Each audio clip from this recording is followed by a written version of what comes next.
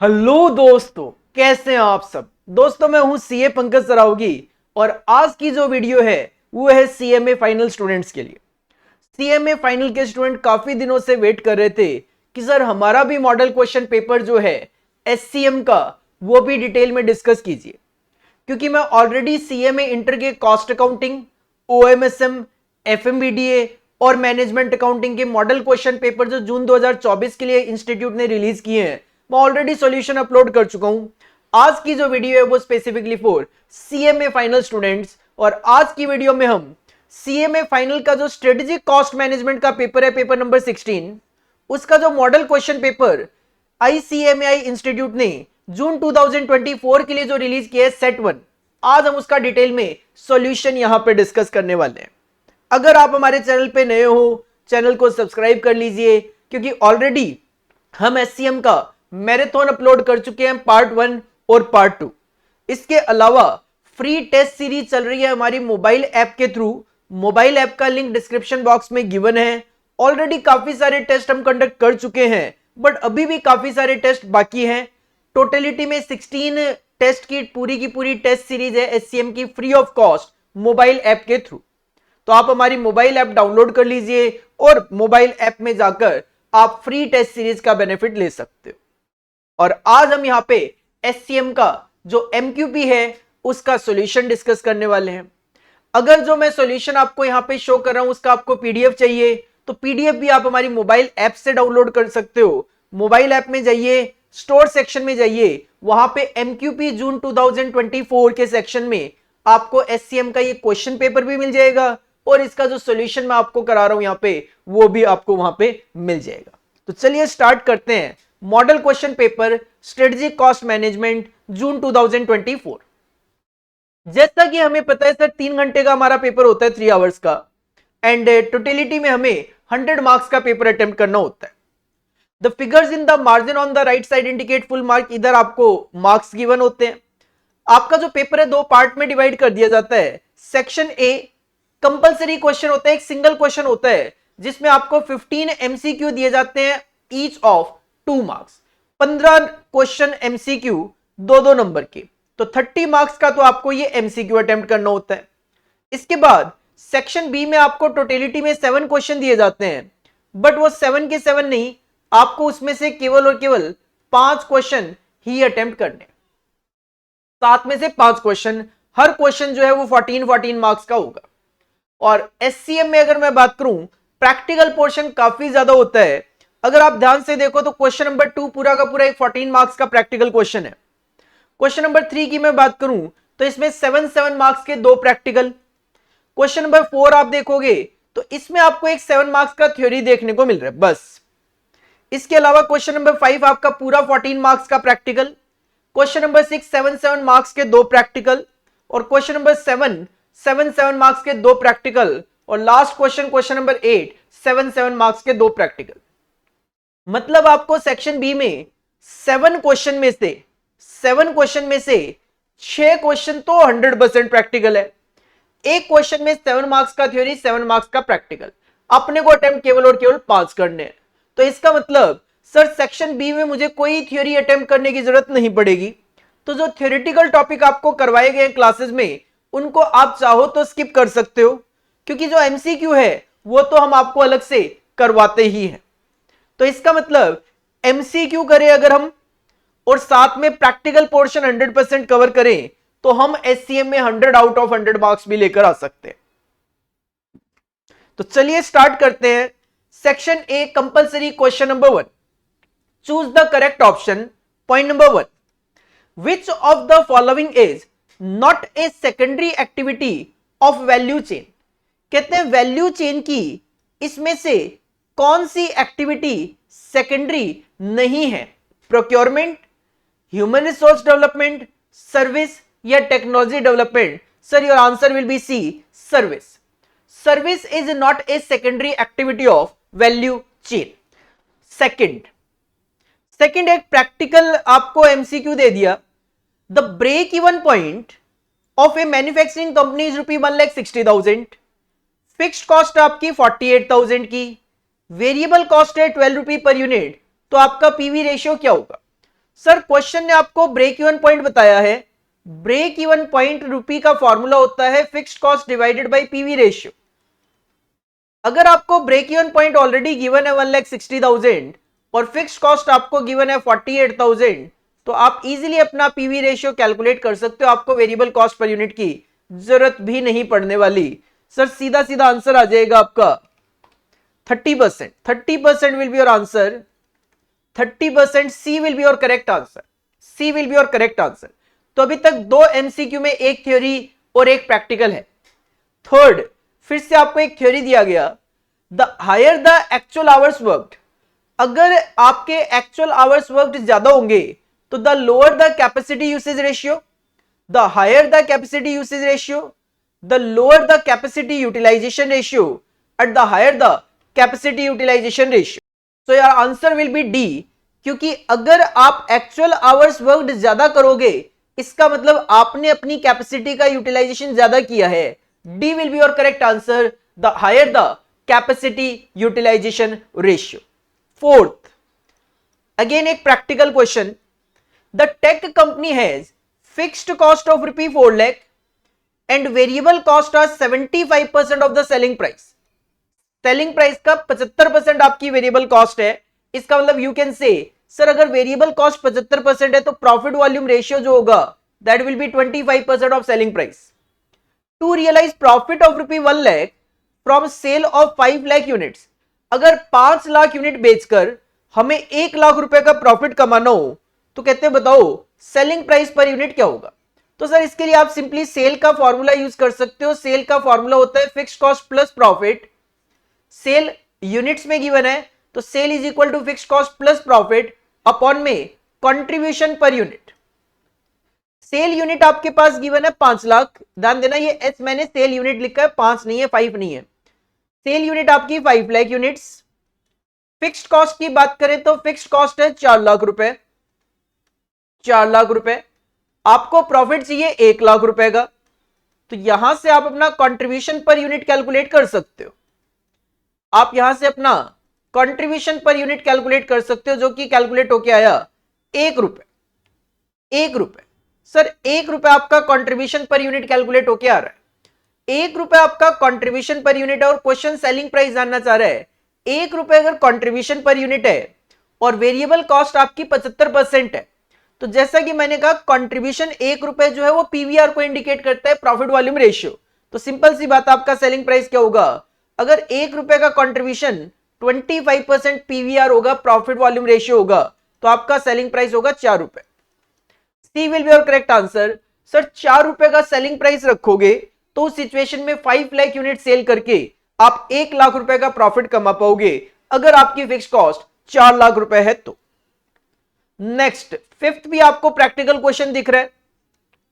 X limited has 1000 unit of an obsolete item, 1000 unit obsolete पड़ी हुई है X limited के पास, which are carried in inventory at the original price of 50,000, जो आपने कभी 50,000 रुपए में खरीदी होगी।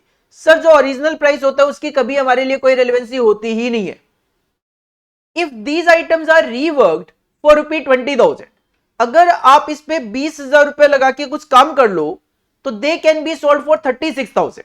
ठीक है, आप 20,000 रुपए का खर्च करोगे और 36,000 रुपए में इसको बेच दोगे, मतलब 16,000 रुपए कमाओगे। ऑल्टरनेटिवली, या फिर they can be sold as a scrap for ₹6,000 in the market, या फिर आप उसको एज ए स्क्रैप 6,000 रुपए में बेच सकते हो। तो सिंपल सी बात है, मुझे इस केस में 16,000 का फायदा दिख रहा है, इसमें केवल 6,000 रुपए मिलेंगे, तो मैं 16,000 के लिए जाऊंगा, मैं 16,000 के लिए जाऊंगा। In a decision model used to analyse the reworking proposal, the opportunity cost should be taken as. Opportunity cost क्या होगी, तो सर सिंपल सी बात है, मैं जाऊंगा 16,000 के लिए तो मुझे सेक्रीफाइस करना पड़ेगा 6,000। तो इसका मतलब रीवर्किंग प्रपोजल के लिए मैं जाऊंगा तो मुझे 6,000 की अपॉर्चुनिटी कॉस्ट आएगी। Your answer will be 6,000। Your answer will be B. Your answer will be B 6,000। Next, sixth MCQ, again a practical MCQ. जैसा कि मैंने कहा प्रैक्टिकल काफी ज्यादा देखने को मिलता है एससीएम के अंदर, केवल और केवल एमसीक्यू पॉइंट ऑफ व्यू से आप थ्योरेटिकल पोर्शन थोड़ा सा करके जाओ, बाकी तो काफी ज्यादा आपको इसके अंदर प्रैक्टिकल पोर्शन मिल जाता है।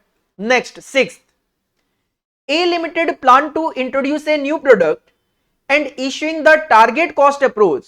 प्रोजेक्टेड सेल्स रेवेन्यू आपने डिसाइड किया कि 90 लाख रुपए की सेल करनी है और 45 रुपए पर यूनिट का सेलिंग प्राइस होगा। तो इसका मतलब 90 लाख रुपए 45 के हिसाब से 2 लाख यूनिट बेचने का टारगेट है और टारगेट कॉस्ट है आपकी 64 लाख, 64 लाख। तो 64 लाख की अगर मैं बात करूं तो 32 रुपए, इसका मतलब टारगेट कॉस्ट आ रहा है 32 रुपए पर यूनिट।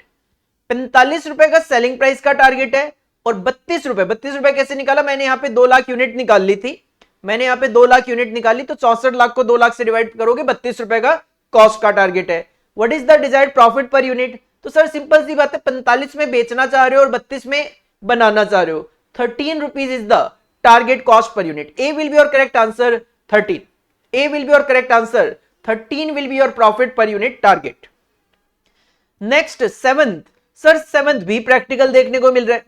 इसका मतलब प्रैक्टिकल क्वेश्चन काफी सारे हैं इस एससीएम के मॉडल क्वेश्चन पेपर में और इसी के बेसिस पे हम अपना क्वेश्चन पेपर भी एक्सपेक्ट करते हैं। AP products sells product A at a selling price of ₹40 per unit. Selling price रहेगा आपका 40 रुपए पर यूनिट का। AP's cost per unit based on the full capacity of 5 lakh unit is as follows.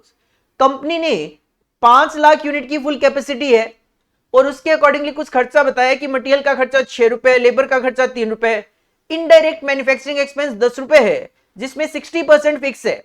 इसका मतलब you can say sir fixed है इसके अंदर 6 रुपए का पार्ट, तो वेरिएबल पार्ट है इसके अंदर 4 रुपए का।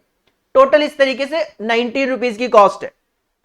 ए one time only a special order offering to buy 50,000 units was received from an overseas distributor.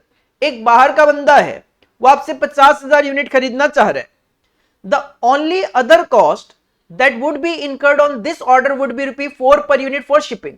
4 रुपए पर यूनिट इसमें शिपिंग का खर्चा आएगा। AP has a sufficient existing capacity to manufacture the additional unit.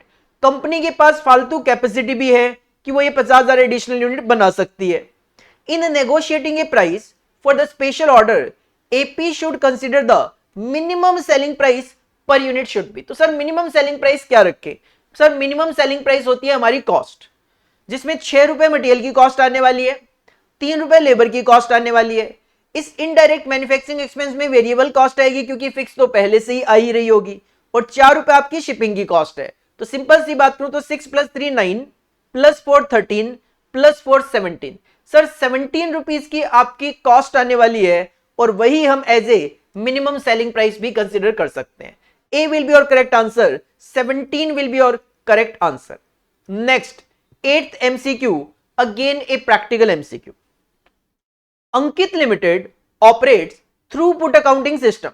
The details of product A per unit are as under selling price है 75 का, material cost है 30 रुपए, conversion cost है 20 रुपए, लेकिन थ्रूपुट अकाउंटिंग में तो selling price minus material cost करके ही कंट्रीब्यूशन आ जाता है। Time to bottleneck resource 10 minute. Sir 10 minute लगेंगे एक बोतल को 10 मिनट लगेंगे एक यूनिट को बनाने के लिए, और ये बोटलनेक रिसोर्स है, मतलब लिमिटेशन वाला रिसोर्स है। What is the throughput contribution per bottleneck resource per hour? Simple सी बात है, 10 मिनट में अगर एक यूनिट बनेगी तो 6 यूनिट आप बना लोगे, और एक यूनिट से कितना कंट्रीब्यूशन कमा लोगे? Sir 75 - 30 it will B 45।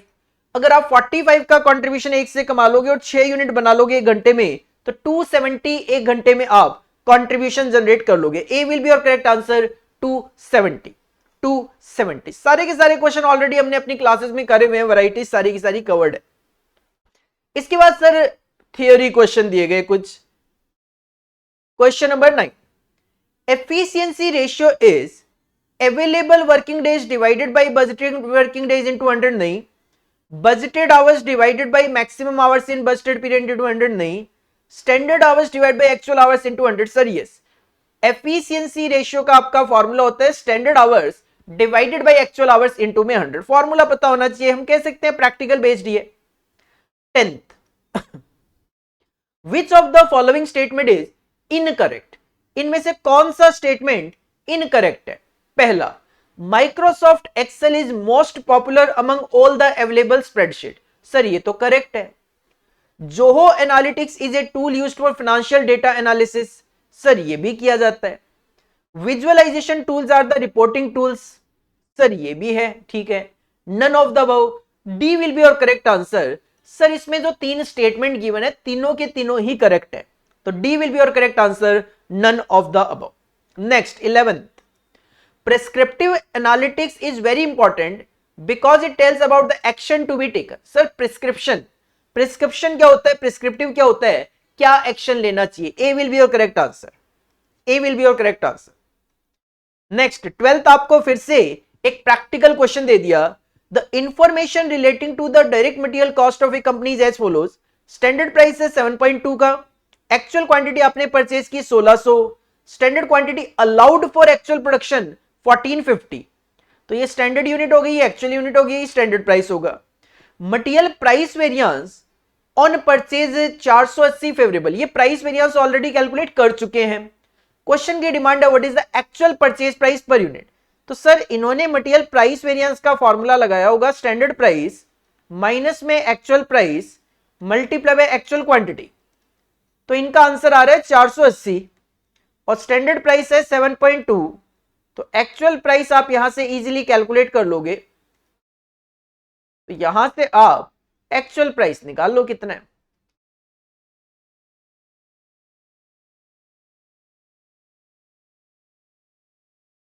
6.9। Sir actual price आ रहा है, एपी है, एक्चुअल प्राइस आ रहा है 6.9, D will be your correct answer 6.9। Just एक simple formula of material price variance. Sir 12th again practical MCQ, the normal duration and normal cost of an activity are respectively 10 days and ₹350। Normal duration है आपका 10 दिन का और normal cost आपकी 350। The cost slope is 75 per day, इसका मतलब एक दिन कम करने के लिए 75 रुपए का खर्च आएगा। If the crash duration is 8 days, अगर क्रैश ड्यूरेशन 8 दिन का होगा, इसका मतलब 2 दिन कम कर दिया आपने, 2 दिन कम करने का मतलब 75 रुपए पर डे है, तो 2 दिन के लिए 150 रुपए लगेंगे। Then what is the crash cost of the activity, sir simple सी बात है 350 रुपए की तो नॉर्मल कॉस्ट आई रही थी, 2 दिन कम करने के लिए 75 रुपए पर डे है, तो 150 रुपए ही हो गए, तो your total cost will be 500, 350 और 150 500 रुपए की कॉस्ट होगी।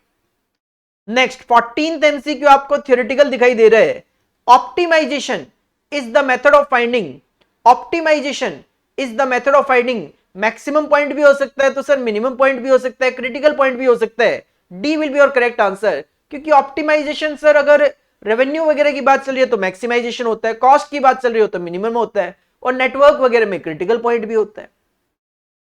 Last MCQ 15th, a practical MCQ, the actual demand for a period is 100 units but forecast demand was 90 unit, the forecast error is, sir forecast error क्या होगा, तो sir simple सी बात है, फोरकास्ट एरर का formula होता है actual demand minus forecast demand, तो 100 माइनस 90 करोगे, B will be your correct answer 10। तो इस तरीके से आपको ये 15 एमसीक्यू दिए गए, अगर मैं इसको आपको प्रैक्टिकल और थ्योरेटिकल एनालाइज कराऊं, सेकंड एक practical, fourth 2, fifth 3, sixth 4, seventh 5, 8 6, sir 9th भी फॉर्मूला बेस्ड है, आप प्रैक्टिकल बेसिस पे इजीली कर सकते थे। 7, 12th 8, 13 9, सर 10, 15 में से 10 एमसीक्यू आपके प्रैक्टिकल है। इसका मतलब यह है कि एससीएम के अंदर केवल और केवल प्रैक्टिकल पढ़कर आप 90 मार्क्स ला सकते हो। 5 एमसीक्यू आपको थ्योरी अटेम्प्ट करने पड़ रहे हैं, वो केवल एमसीक्यू है। इसका मतलब मैं ये क्यों बता रहा हूं आपको, मैं आपको इसलिए बता रहा हूं कि आपको बैठकर थ्योरी पोर्शन जो है वो बिल्कुल रट्टा लगाने की जरूरत नहीं है। हालांकि आपको थ्योरी पोर्शन भी एससीएम के अंदर पूरा पूरा करवाया गया है क्लासेस के अंदर, जिन बच्चों ने क्लासेस लिए हमारी रजिस्टर्ड स्टूडेंट है उनको पता है कि थ्योरेटिकल जो टॉपिक है वो भी पूरे पूरे कवर करवाए गए हैं, लेकिन देखो वो सिलेबस का पार्ट है, इस वजह से कवर हमने करवाए हुए हैं। But exam point of view से 90 मार्क्स का प्रैक्टिकल अटेम्प्ट हो सकता है इसके अंदर, 10 मार्क्स का थ्योरी जो कि एमसीक्यू है। तो सर एमसीक्यू तो आप अलग से कर ही रहे हो, तो इसका मतलब मेनली अपने को प्रैक्टिकल पोर्शन पे कॉन्सेंट्रेट करना है एग्जाम पॉइंट ऑफ व्यू से। क्योंकि कई बार बच्चा क्या है, थ्योरी में लगा रहे, सर प्रैक्टिकल समझ नहीं आ रहा, थ्योरी कर लेता हूं, थ्योरी कर लेता हूं। कोई फायदा नहीं है बेटा, प्रैक्टिकल आपको करना ही करना पड़ेगा, क्योंकि प्रैक्टिकल एससीएम का लेंदी बहुत लेंदी पोर्शन है एससीएम का। इस वजह से बच्चे क्या उसको इग्नोर करने की कोशिश करते हैं, बट एससीएम के अंदर बिना प्रैक्टिकल किए कुछ भी पॉसिबल नहीं है। ज्यादा से ज्यादा आप 20 नंबर, वो 20 भी नहीं, 17 मार्क्स का पेपर अटेम्प्ट कर सकते हो। 10 नंबर का थ्योरी, 7 नंबर का एक थ्योरी क्वेश्चन है आगे जाके। तो मैं यही सजेस्ट करूंगा, go for practical only. Section B की तरफ अगर हम बढ़े तो सर 7 में से आपको 5 क्वेश्चन अटेम्प्ट करने, और हर एक क्वेश्चन की जो वेटेज है वो 14 मार्क्स की वेटेज है। क्वेश्चन नंबर सेकंड आपको एक सिंगल क्वेश्चन 14 मार्क्स का दे दिया। डिसीजन मेकिंग में से ये क्वेश्चन है, ए मैन्युफैक्चरिंग कंपनी, डिसीजन मेकिंग में अगर मैं बात करूं तो इवेल्युएशन ऑफ ऑल्टरनेटिव जो हम करते हैं, जो हमारे पास ऑल्टरनेटिव ऑर्डर होते हैं उसका जो इवेल्युएशन करते हैं, उस पार्ट में से ये क्वेश्चन दिया गया। ए manufacturing company currently operating eight 80% capacity, एक कंपनी है जो कि अभी 80% कैपेसिटी पे काम कर रही है, has received an export order from middle east, इनको एक मिडल ईस्ट से एक ऑर्डर रिसीव हुआ, which will utilize 40% of the capacity of the factory, और ये जो ऑर्डर है इसके अंदर फैक्ट्री की कैपेसिटी का 40% यूटिलाइज होना है। सर ऑलरेडी मैं 80% यूज कर रहा हूं, तो मेरे पास तो आइडल कैपेसिटी केवल 20% की है, लेकिन इस एक्सपोर्ट ऑर्डर में 40% कैपेसिटी की जरूरत है। The order has to be either taken in full and executed at 10% below the current domestic price और रिजेक्टेड टोटली।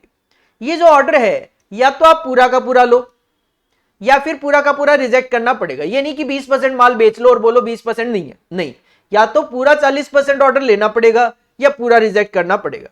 अगर आप ऑर्डर एक्सेप्ट करते हो तो 10% बिलो द करंट प्राइस, जो भी करंट प्राइस से डोमेस्टिक चल रहा है उससे 10% कम पे माल आपको बेचना है।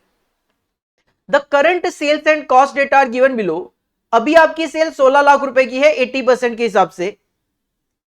डायरेक्ट मटेरियल का खर्चा है 5.8, डायरेक्ट लेबर की कॉस्ट है 2.4, वेरिएबल ओवरहेड 0.6 लाख और फिक्स्ड ओवरहेड है 5.2 lakh as per 80% capacity. The following alternatives are available to the management. Point number A, continue with domestic sales and reject the export order. पहला option आपके पास ये है कि आप डोमेस्टिक सेल्स जो है उसी के साथ चलते रहो, मतलब 80% माल ही बेचते रहो और एक्सपोर्ट ऑर्डर को कर दो रिजेक्ट। सर सबसे इजी काम तो यही है, सबसे इजी काम यही है। एक एक करके देख लेते हैं। इसका ऑलरेडी सॉल्यूशन मैंने बनाया हुआ है और क्वेश्चन नंबर 1 जो मैंने कराया था उसका सॉल्यूशन भी मैंने यहां पे डाल दिया है। आपको अगर ये पीडीएफ चाहिए, कोई व्हाट्सएप वगैरह करने की जरूरत नहीं है। डिस्क्रिप्शन बॉक्स में हमारी मोबाइल ऐप का लिंक गिवन है, आप उस मोबाइल ऐप को डाउनलोड कीजिए। मोबाइल ऐप डाउनलोड करने के बाद स्टोर सेक्शन में जाइए। स्टोर सेक्शन में आपको एक कोर्स दिखाई दे जाएगा एमक्यूपी जून 2024, उस पे कुछ प्राइस लिखे हुए होंगे बट वो पे करने की जरूरत नहीं है। कंटेंट पे क्लिक करो, आपके सामने एमक्यूपी जून 2024 जो है, जो भी हम सॉल्व करवा रहे हैं उनके पेपर प्लस सॉल्यूशन दोनों आ जाएंगे, आप वहां से डाउनलोड कर सकते हो। सर एक एक करके ऑल्टरनेटिव की मैं बात करता हूं। सबसे पहले ऑल्टरनेटिव फर्स्ट जो है, कंटिन्यू विद डोमेस्टिक सेल्स और रिजेक्ट द एक्सपोर्ट ऑर्डर। तो सिंपल सी बात है, आपकी कैपेसिटी 80% थी तो उसी पे आप काम करोगे। तो आपको जस्ट इसमें ज्यादातर डेटा कॉपी पेस्ट ही करना है। Sale 16 lakh, material 5.8, direct labour 2.4, variable overhead 0.6 और फिक्स्ड ओवरहेड 5.2। तो सर ये डेटा जस्ट कॉपी पेस्ट करने वाली ही बात है। कंट्रीब्यूशन दिखा दिया, वेरिएबल कॉस्ट माइनस करके फिक्स्ड कॉस्ट माइनस करके 2 लाख रुपए का प्रॉफिट आ गया। तो इसमें तो एज सच कुछ सोचना ही नहीं है, कॉपी पेस्ट वाली बात थी। दूसरा ऑप्शन बी पॉइंट आपके पास ये है, एक्सेप्ट द एक्सपोर्ट ऑर्डर। अब एक्सपोर्ट ऑर्डर एक्सेप्ट कर लोगे तो क्या होगा, and allow the domestic market to starve to the extent of excess of the demand. इसका मतलब सिंपल ये है कि जब आप एक्सपोर्ट ऑर्डर एक्सेप्ट करोगे तो 40% कैपेसिटी तो यहां गई, जो 60% बची वो 60% जो कैपेसिटी है वो आप डोमेस्टिक में बेचते रहो। इस सिचुएशन में क्या कहानी होगी चेक कर लेते हैं। Alternative B, accept the export order and allow the domestic market to starve to the extent of excess of demand। इसका मतलब ये है कि 40% जो एक्सपोर्ट की डिमांड है वो बेच लो, बचा हुआ 60% डोमेस्टिक में बेच लेना। This alternative envisages utilization of 40% of the capacity for the export order and बचा हुआ 60% of the capacity for domestic market में आप बेच सकते हो।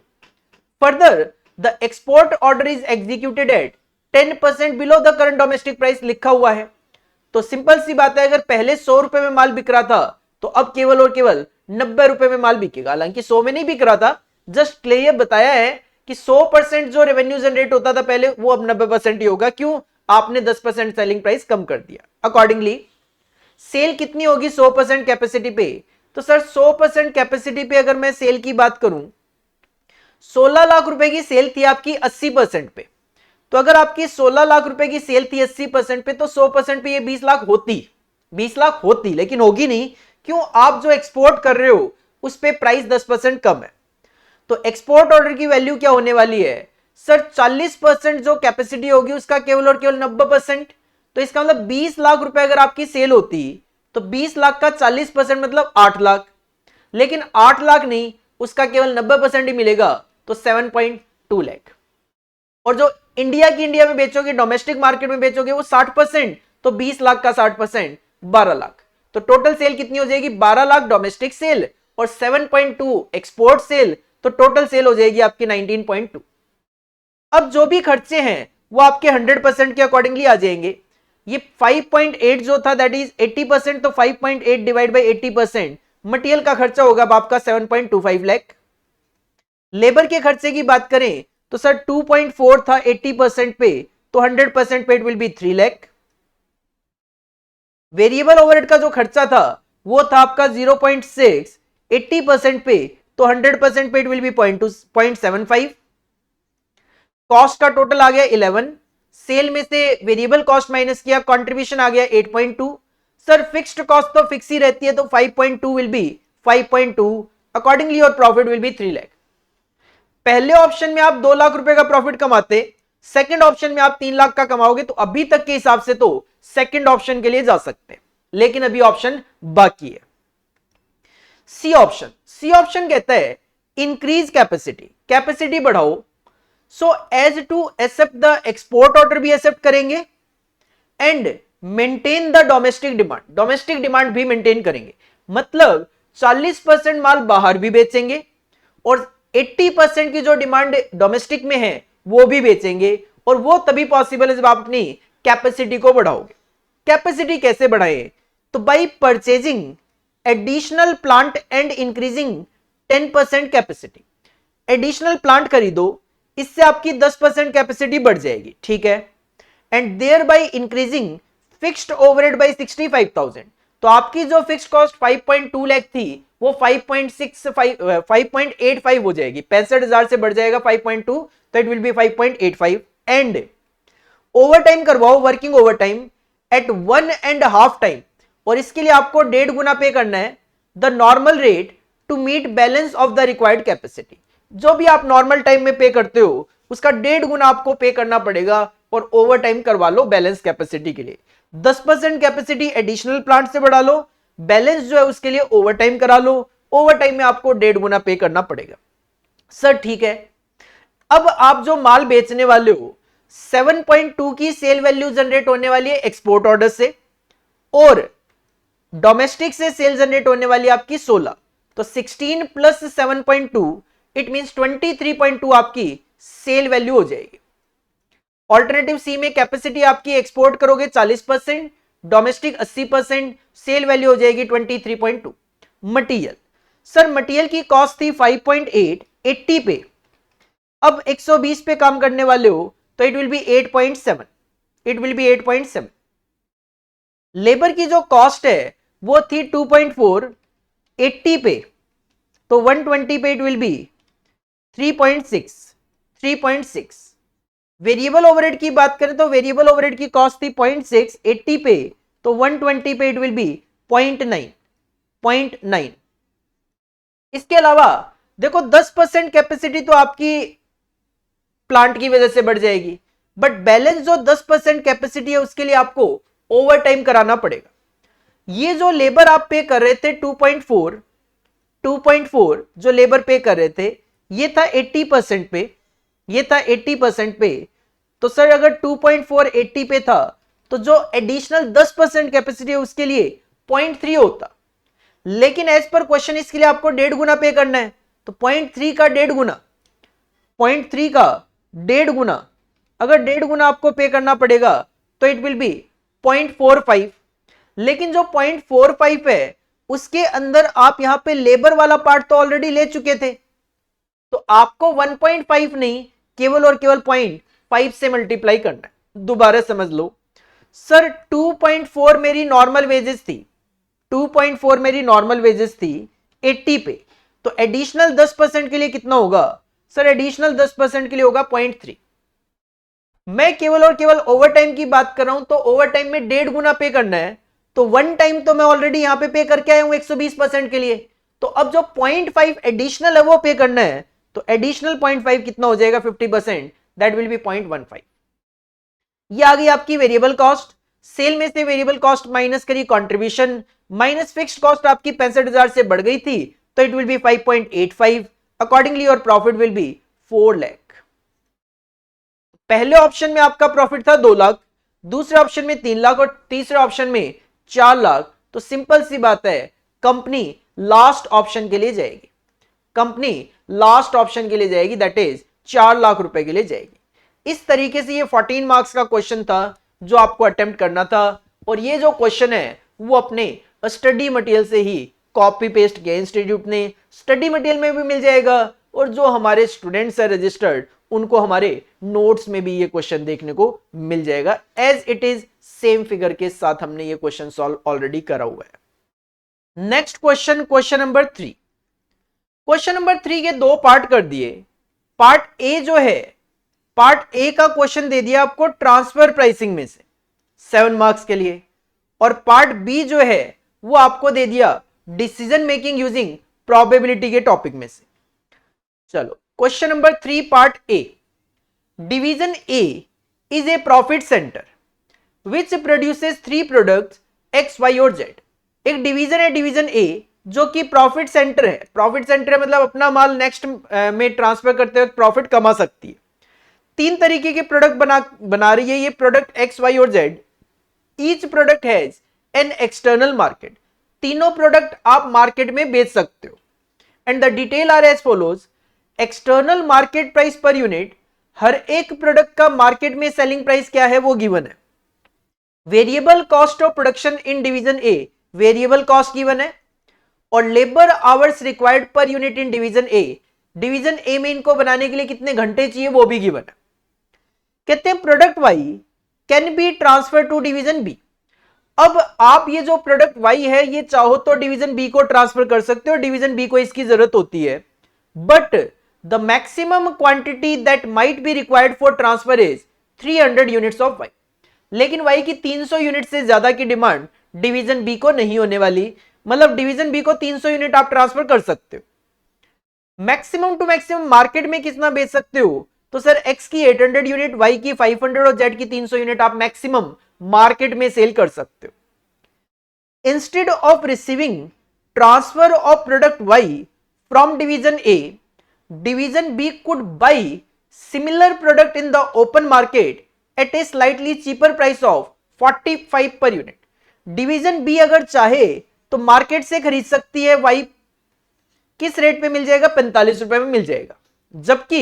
जबकि डिवीजन ए कितने में बेच रही है मार्केट में? ये 46 में। क्वेश्चन की डिमांड है compute the transfer price for each unit for 300 units of Y. कहते हैं अगर डिवीजन ए डिवीजन बी को प्रोडक्ट वाई ट्रांसफर करे तो बताओ ट्रांसफर प्राइस क्या होगा? If the total labour hours available in division A are, point number A देखते हैं पहले, 3800 आवर्स। आप ये मान के चलो कि डिवीजन ए के पास 3800 आवर्स ही है, इससे ज्यादा नहीं है। तो इस सिचुएशन में ट्रांसफर प्राइस क्या रखा जाए? 300 यूनिट का, जो डिवीजन ए डिवीजन बी को ट्रांसफर करे।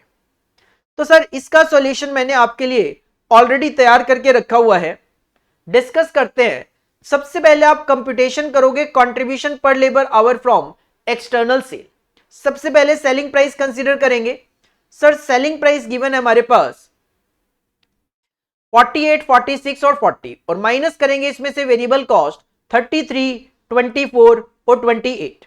आपको कंट्रीब्यूशन पर यूनिट पता चल जाएगा 15, 22, 12 और आपको कंट्रीब्यूशन पर आवर निकालना है तो इसको डिवाइड करेंगे लेबर आवर्स पर यूनिट से 3, 4 और 2 से डिवाइड करेंगे।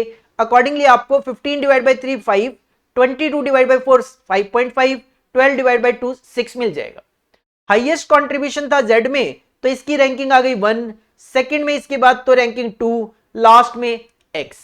क्योंकि अगर आपको सेक्रीफाइस करना पड़ा तो हम वो सेक्रीफाइस करेंगे जिसकी रैंकिंग लास्ट होगी।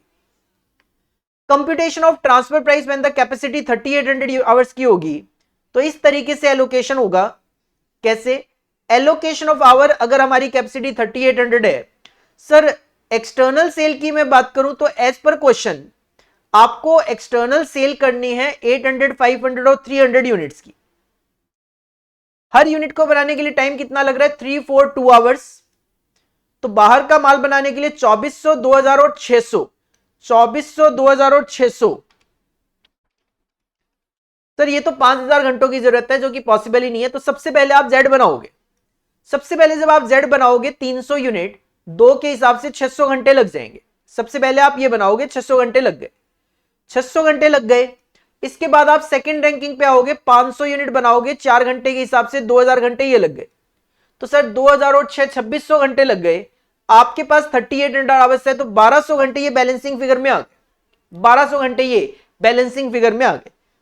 1200 घंटे जो है वो बैलेंसिंग फिगर में आ गए आपके पास। तो 1200 घंटों की कमी है आपके पास फिलहाल। तो जरूरत थी 2400 घंटों की, लगा मैं 1200 घंटे ही पाया तो फिलहाल तो मैं मार्केट की जो डिमांड थी उसको ही सेटिस्फाई नहीं कर पाया। तो मुझे अगर ट्रांसफर करना पड़ेगा नेक्स्ट डिवीजन को तो मुझे इसमें से सैक्रिफाइस करना पड़ेगा। तो the existing capacity is not sufficient, नहीं है even to produce the unit to meet the external sale. Sir बाहर वाला तो बना ही नहीं पा रहा। तो अगर आपको ट्रांसफर करनी है 300 यूनिट तो उसके लिए कितने घंटे चाहिए? सर वाई की एक यूनिट को बनाने के लिए 4 घंटे, तो 300 यूनिट के अकॉर्डिंगली 1200 घंटे चाहिए। तो आप ये वाले 1200 घंटे ले लो क्योंकि इसकी रैंकिंग लास्ट थी। जिसकी लास्ट रैंकिंग होती है उससे घंटे निकाल लिए जाते हैं। सर अगर ये 1200 घंटे आप निकाल लोगे और एक घंटे से कितना कंट्रीब्यूशन कमा रहे थे 5, तो 1200 इंटू 5 6000 रुपए आपकी अपॉर्चुनिटी कॉस्ट होगी। 6000 रुपए आपकी अपॉर्चुनिटी कॉस्ट होगी। 6000 की अपॉर्चुनिटी कॉस्ट कितनी यूनिट से रिकवर करनी है? 300 से। तो सर 6000 रुपए जब 300 से रिकवर करोगे तो 20 रुपए पर यूनिट, 20 रुपए पर यूनिट तो अपॉर्चुनिटी कॉस्ट होगी। 20 रुपए पर यूनिट तो अपॉर्चुनिटी कॉस्ट होगी और साथ में वेरिएबल कॉस्ट मेरी आ रही थी 24 रुपए। तो 24 रुपए मेरी वेरिएबल कॉस्ट, 20 रुपए अपॉर्चुनिटी कॉस्ट। तो एज ए कंपनी अपने को 44 की कॉस्ट पड़ेगी। एज ए कंपनी अपने को 44 की कॉस्ट पड़ेगी। देख लो एक बार कि sir 1200 hours are required in ways division A has to give up the production of X. यहां से निकाल लो सिंस लोएस्ट रैंकिंग, क्योंकि इसकी लोएस्ट रैंकिंग है to the extent of 1200 hours. तो 1200 आवर्स डिवाइड बाय 3 लेबर पर तो 400 यूनिट का नुकसान हो गया। इन्होंने यूनिट्स में निकालिया, बात एक ही है। 400 इंटू 15 6000 का नुकसान हो गया। ट्रांसफर प्राइस क्या होगा? सर ट्रांसफर प्राइस होगा 24 रुपए वेरिएबल कॉस्ट है और 1200 घंटे आपने ले लिए, 5 रुपए के हिसाब से 6000 का नुकसान हो गया जो 300 यूनिट से रिकवर करना है। तो 20 रुपए पर यूनिट ये हो गया। तो टोटलिटी में आप 44 रुपए का ट्रांसफर प्राइस रख लो। तो 24 रुपए आपकी वेरिएबल कॉस्ट आएगी, 20 रुपए अपॉर्चुनिटी कॉस्ट है, 44 will be your transfer price अगर 3800 आवर्स अवेलेबल है तो। लेकिन एज पर पॉइंट नंबर 2 अगर हमारे पास 5600 आवर्स हो तो क्या होने वाला है? सर 600 घंटे में ये बन जाएगा, 2000 घंटों में ये बन जाएगा और 2400 घंटे में ये भी बन जाएगा। 600 घंटे में ये बन जाएगा, 2000 घंटे में ये बन जाएगा, 2400 घंटे में ये बन जाएगा। मतलब यहां पे आपके पास 5000 घंटे ही लगे, जबकि आपके पास अवेलेबल कितने थे? सर अवेलेबल थे 5600। तो इसका मतलब 600 आवर्स आपके पास बच गए y को बनाने के लिए, लेकिन जरूरत तो अपने को 1200 की थी ना, 1200 की थी, 600 फालतू पड़े हुए हैं, तो x से हम केवल 600 घंटे मांगेंगे, 600 घंटे मांगेंगे। जब आप 600 घंटे मांगोगे, एक घंटे का नुकसान होगा 5 रुपए, तो 600 इंटू 5, 3000 का नुकसान होगा, जो 300 यूनिट से रिकवर करना है, मतलब 10 रुपए पर यूनिट रिकवर करना है, 10 रुपए पर यूनिट रिकवर करना है। तो 10 रुपए पर यूनिट रिकवर करना है, तो इसका मतलब केवल और केवल 34 रुपए जो है वो ट्रांसफर प्राइस आएगा। एक बार पढ़ देता हूं सारा portion. Labour hours needed for 300 unit of Y, sir 300 unit Y की बनाओगे, एक यूनिट बनाने में 4 घंटे, तो 1200 घंटे चाहिए। अपने पास सरप्लस आवर अवेलेबल थे 600, तो 600 घंटे हम एक्स से मांग लेंगे। The shortfall of 600 hour may have to be diverted from X, जिससे आपको नुकसान होगा कितना, सर 600 घंटे 5 रुपए के हिसाब से 3000 का नुकसान होगा, वो आप 3000 रुपए यहां से रिकवर कर लो 300 यूनिट से, तो 34 रुपए आएगा। तो सिंपल सी बात यह है कि आपको यहां पे 2 बारी ट्रांसफर प्राइस कैलकुलेट करके देना है, सेम क्वेश्चन सेम फिगर के साथ। आपको आपके स्टडी मटेरियल में भी मिल जाएगा, हमारे जो नोट्स है उसके अंदर भी आपको ये क्वेश्चन मिल जाता है। ऑलमोस्ट मैं बात करूं, हमने स्टडी मटेरियल के ऑलमोस्ट सारे क्वेश्चन अपने नोट्स में ऑलरेडी कवर किए हुए होते हैं। इसके बाद अगर आप क्वेश्चन नंबर 3B की तरफ बढ़ते हो, तो सर क्वेश्चन नंबर 3B जो है वो है डिसीजन मेकिंग यूजिंग प्रोबेबिलिटी में से। Question number 3B, a company has estimated the unit variable cost of a product to be ₹10, 10 रुपए वेरिएबल कॉस्ट होगी, ये आपका एस्टिमेशन है, and the selling price is 15 per unit, मतलब आप एस्टिमेट कर रहे हो 5 रुपए का कॉन्ट्रीब्यूशन होगा। Budgeted sales for the year are 20,000 unit, आप मान के चल रहे हो 20,000 यूनिट हम बेच लेंगे। Estimated fixed cost are as follows, fixed cost with probability आपने एस्टिमेट किया है कि फिक्स्ड कॉस्ट आपकी 50,000 हो सकती है, इसकी प्रोबेबिलिटी 0.1 है, ये 60,000 भी हो सकती है, इसकी प्रोबेबिलिटी 0.3 है, ये 70,000 भी हो सकती है, इसकी प्रोबेबिलिटी 0.3, 80,000 होने की प्रोबेबिलिटी 0.2 और 90,000 हो सकती है, इसकी प्रोबेबिलिटी 0.1 रहेगी। एसेस द प्रोबेबिलिटी, कहते हैं आप प्रोबेबिलिटी बताओ that the company will equal और exceed its target profit of 25,000 for the year. कहते हैं आप बताओ कि कंपनी 25,000 रुपए या इससे ज्यादा का प्रॉफिट कमा लेगी, इसकी क्या प्रोबेबिलिटी है। तो सिंपल सी बात यह है कि इसका भी सॉल्यूशन मैंने ऑलरेडी आपके लिए बनाया हुआ है। The different outcome for fixed cost are mutually exclusive element. Simple सी बात है, फिक्स्ड कॉस्ट आपके पास विद देयर प्रोबेबिलिटी अलग अलग गिवन है। अगर आपकी फिक्स्ड कॉस्ट 50,000 होगी, जो कि पहला ही टारगेट है 0.1 के साथ, for example they can't be anything else as well. अगर 50,000 होगी तो और कुछ नहीं हो सकती, सिंपल सी बात है, यही तो है। अगर 50,000 हो जाएगा तो बाकी कुछ नहीं होगी। तो बजटेड सेल तो 20,000 यूनिट गिवन है, कंट्रीब्यूशन में भी कोई दिक्कत नहीं है, 5 रुपए पर यूनिट है, बात केवल फिक्स्ड कॉस्ट को लेकर थी। तो सर बजटेड टोटल कंट्रीब्यूशन आ गया 20,000 यूनिट, 5 रुपए पर यूनिट के हिसाब से 1 लाख कमा लोगे। अब अगर आपका प्रॉफिट का टारगेट 25,000 रुपए है, 25,000 रुपए है, तो इसका मतलब ज्यादा से ज्यादा जो फिक्स्ड कॉस्ट हो सकती है वो कितनी हो सकती है, 75,000 रुपए। 1 लाख रुपए का कंट्रीब्यूशन है, 25,000 रुपए तो प्रॉफिट कमाना है, मतलब ज्यादा से ज्यादा आपकी फिक्स्ड कॉस्ट कितनी हो सकती है, 75,000। ज्यादा से ज्यादा आपकी फिक्स्ड कॉस्ट कितनी हो सकती है, 75,000। इससे ज्यादा तो होनी नहीं चाहिए, मतलब 80 और 90 तो हो ही नहीं सकती, 80 और 90 तो हो ही नहीं सकती। Higher profit would mean lower fixed cost and other things remaining constant. So probability की अगर मैं बात करूं तो सिंपल सी बात यह है, सर जब तक आपकी फिक्स्ड कॉस्ट 50,000, 60,000 या 70,000 होगी, तब तक आप अपना 25,000 रुपए या उससे ज्यादा प्रॉफिट कमा सकते हो। इससे ज्यादा होते ही आप वो प्रॉफिट नहीं कमा पाओगे। और इन तीनों की प्रोबेबिलिटी क्या है, 0.1, 0.3, 0.3, तो बस ऐड कर लो इसको, तो 70% is the probability, 70% is the probability कि आप अपना प्रॉफिट कमा लोगे। सिंपल अगर मैं कहूं सर 5 रुपए पर यूनिट का कंट्रीब्यूशन, 20,000 यूनिट तो 1 लाख रुपए का कंट्रीब्यूशन, 25,000 रुपए अगर प्रॉफिट रखना है तो बीच में फिक्स्ड कॉस्ट 75,000 हो सकती है, इससे ज्यादा नहीं हो सकती। तो 75,000 से ज्यादा नहीं हो सकती, तो ये सिनेरियो खत्म हो गया। इन तीनों के केस में आपका प्रॉफिट 25,000 या उससे ज्यादा हो सकता है, तो बस इसका एडिशन कर लोगे, आपको आपका आंसर मिल जाएगा 70%। तो one of the easiest question for 7 marks decision making using probability का ये क्वेश्चन गिवन था। इसके बाद अगर आप क्वेश्चन नंबर 4 की तरफ बढ़ते हो तो क्वेश्चन नंबर 4 के 2 पार्ट कर दिए, बट इस पार्ट में एक प्रैक्टिकल के साथ साथ एक थ्योरी क्वेश्चन भी अटैच कर दिया 7 मार्क्स का। पहले हम बात करेंगे प्रैक्टिकल क्वेश्चन की, जो कि क्वेश्चन नंबर 4A है। Question number 4A, question number 4A, T Limited produces a product which passes through 2 processes, cutting and finishing। एक कंपनी है टी लिमिटेड, एक प्रोडक्ट बनाती है जो 2 प्रोसेस से पास ऑन होगा, कटिंग और finishing. The following information is provided. Cutting और फिनिशिंग का आपके पास डेटा गिवन है। आवर्स से available per annum, cutting department में अपने पास 50,000 आवर्स अवेलेबल है, फिनिशिंग डिपार्टमेंट में अपने पास 60,000 आवर्स की अवेलेबिलिटी है। Hours needed per unit of product, sir एक यूनिट को बनाने के लिए कटिंग डिपार्टमेंट के 5 आवर्स और फिनिशिंग के 12 आवर्स की जरूरत है। और फिक्स्ड कॉस्ट जो आएगी per annum excluding material 10 lakh रुपए और 10 लाख रुपए की, दोनों ही डिपार्टमेंट में 10-10 लाख रुपए की फिक्स्ड ऑपरेटिंग कॉस्ट है पूरे साल की। The selling price of the product is ₹1,000 per unit and the only variable cost per unit is direct material. Material की जो कॉस्ट है वही केवल वेरिएबल कॉस्ट है, जो कि 400 रुपए।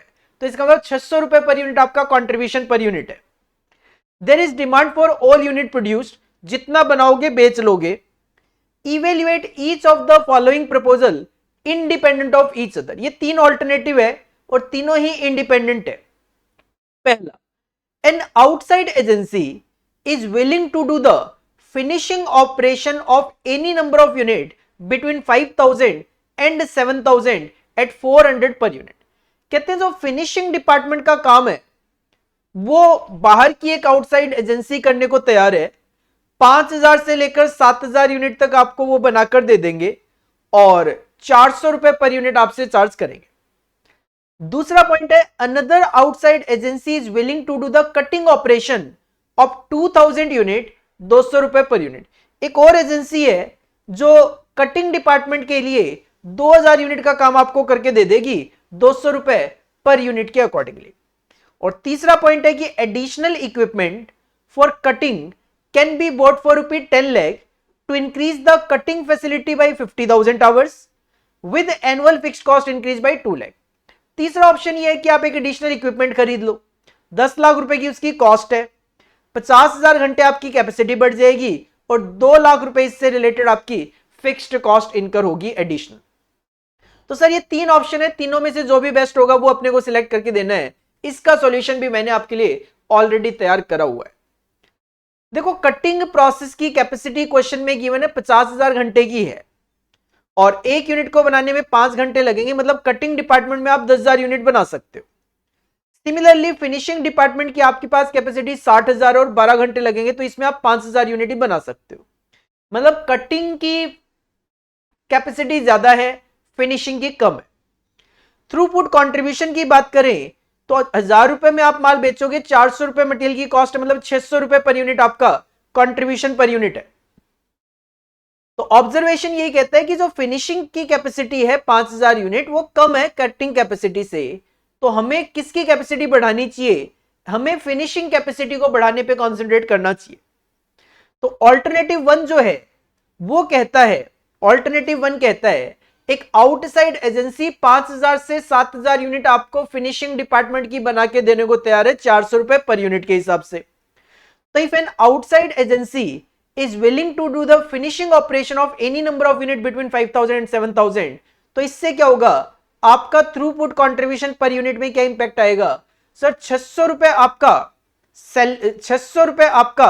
कंट्रीब्यूशन था, 600 रुपए आपका कंट्रीब्यूशन था, राइट सर? यस, 600 रुपए आपका कंट्रीब्यूशन पर यूनिट आ रहा था, जिसमें से 400 रुपए आप बाहर वाले को दे दोगे तो 200 रुपए आपका कंट्रीब्यूशन आना शुरू हो जाएगा, जो भी बाहर से आप काम कराओगे उस पे। तो पहली जो 5,000 यूनिट है वो तो आप खुद बना लोगे, तो उस पे तो आप 600 रुपए के हिसाब से कमाते रहोगे। तो 5,000 यूनिट जो है, 5,000 यूनिट जो है थ्रूपुट कंट्रीब्यूशन फॉर 5000 यूनिट, उस पे आप 200 के हिसाब से यही वाला कंसिडर किए 10 लाख रुपए कमा लोगे। अच्छा 5000 के लिए जो एडिशनल है उसी पे बात कर रहे हैं ये केवल। और अगर आप 7000 यूनिट के लिए जाते हो तो फिर 14 लाख कमा लोगे। ये 5000 से 7000 की जो कैपेसिटी है उसके लिए कंसिडर किया है, 5000 से 7000 की जो कैपेसिटी है उसके लिए कंसिडर किया है। तो ऑब्जर्वेशन कहते हैं इंक्रीज इन थ्रूपुट कंट्रीब्यूशन, क्योंकि ये सारी कहानी इंक्रीमेंटल देख रहे हैं। Increase in throughput contribution is higher than the fixed operating cost of rupees 10 lakh. आप देख सकते हो फिक्स्ड कॉस्ट आपकी 10 लाख की है, फिक्स्ड कॉस्ट आपकी 10 लाख की है, जबकि आपका जो थ्रूपुट कंट्रीब्यूशन है वो ज्यादा है per annum beyond 5000 level of सब कॉन्ट्रैक्टिंग, देयरफॉर सब contracting above 5000 level is beneficial. क्योंकि 5000 बनाओगे तो 10 लाख कमाओगे, 10 लाख का खर्चा है फिक्स्ड कॉस्ट, तो सर नील हो जाएगा। 5000 से ऊपर की बात करें तो आप ऑल्टरनेटिव 1 के लिए जा सकते हो। जो ऑल्टरनेटिव 2 है, देखो ऑल्टरनेटिव 2 की कैपेसिटी बढ़ा के करोगे क्या, उसकी तो कैपेसिटी पहले से ही ज्यादा है, तो सर ऑल्टरनेटिव 2 का तो कोई फायदा ही नहीं है। If an outside agency is willing to do the cutting operation, the capacity of cutting operation is 10,000 unit as against the finishing 5,000, तो सर कटिंग की बढ़ाने का फायदा क्या होगा, कोई फायदा नहीं होगा। और ऑल्टरनेटिव 3 में भी तो यही था, ऑल्टरनेटिव 3 में भी तो आप कटिंग की बढ़ाने की बात कर रहे थे, सर अगेन कटिंग की बढ़ाने का कोई फायदा ही नहीं है। तो आप ऑप्शन 1 के लिए जाओ, और ऑप्शन 1 भी केवल और केवल तभी बेनिफिशियल है जब आप 5000 से 7000 की जो रेंज है इसमें 5000 से ऊपर के लेवल की बात करते हो तो आपके लिए बेनिफिशियल होगा। क्यों? क्योंकि 10 लाख रुपए जो आपकी फिक्स्ड कॉस्ट है वो रिकवर करने के लिए 5000 इंटू 200 10 लाख से कम नहीं चलेगा, वो ब्रेक इवन हो जाएगा। उससे ऊपर बनाओगे तो आपको बेनिफिट होना शुरू हो जाएगा। तो इस तरीके से ये क्वेश्चन नंबर 4A का आंसर आप प्रेजेंट कर सकते हो। Again question from study material and from our notes. और जो बी पार्ट था फोर्थ के साथ वो थ्योरी अटैच कर दिया, sir discuss the significance of lean accounting. तो लीन अकाउंटिंग का आपको टॉपिक हमारी क्लासेस में करवाया जाता है, जो कि थ्योरेटिकल टॉपिक है, हम डिस्कस करते हैं, बट मैं यही कहूंगा आपको करने की जरूरत है नहीं, क्योंकि 7 में से केवल 5 ही क्वेश्चन अटेम्प्ट करने हैं। आपको तो पूरे पूरे 6 क्वेश्चन यहाँ पे प्रैक्टिकल मिल जाते हैं, आप इजीली केवल प्रैक्टिकल बेसिस पे पूरे पूरे मार्क्स लेकर आ सकते हो।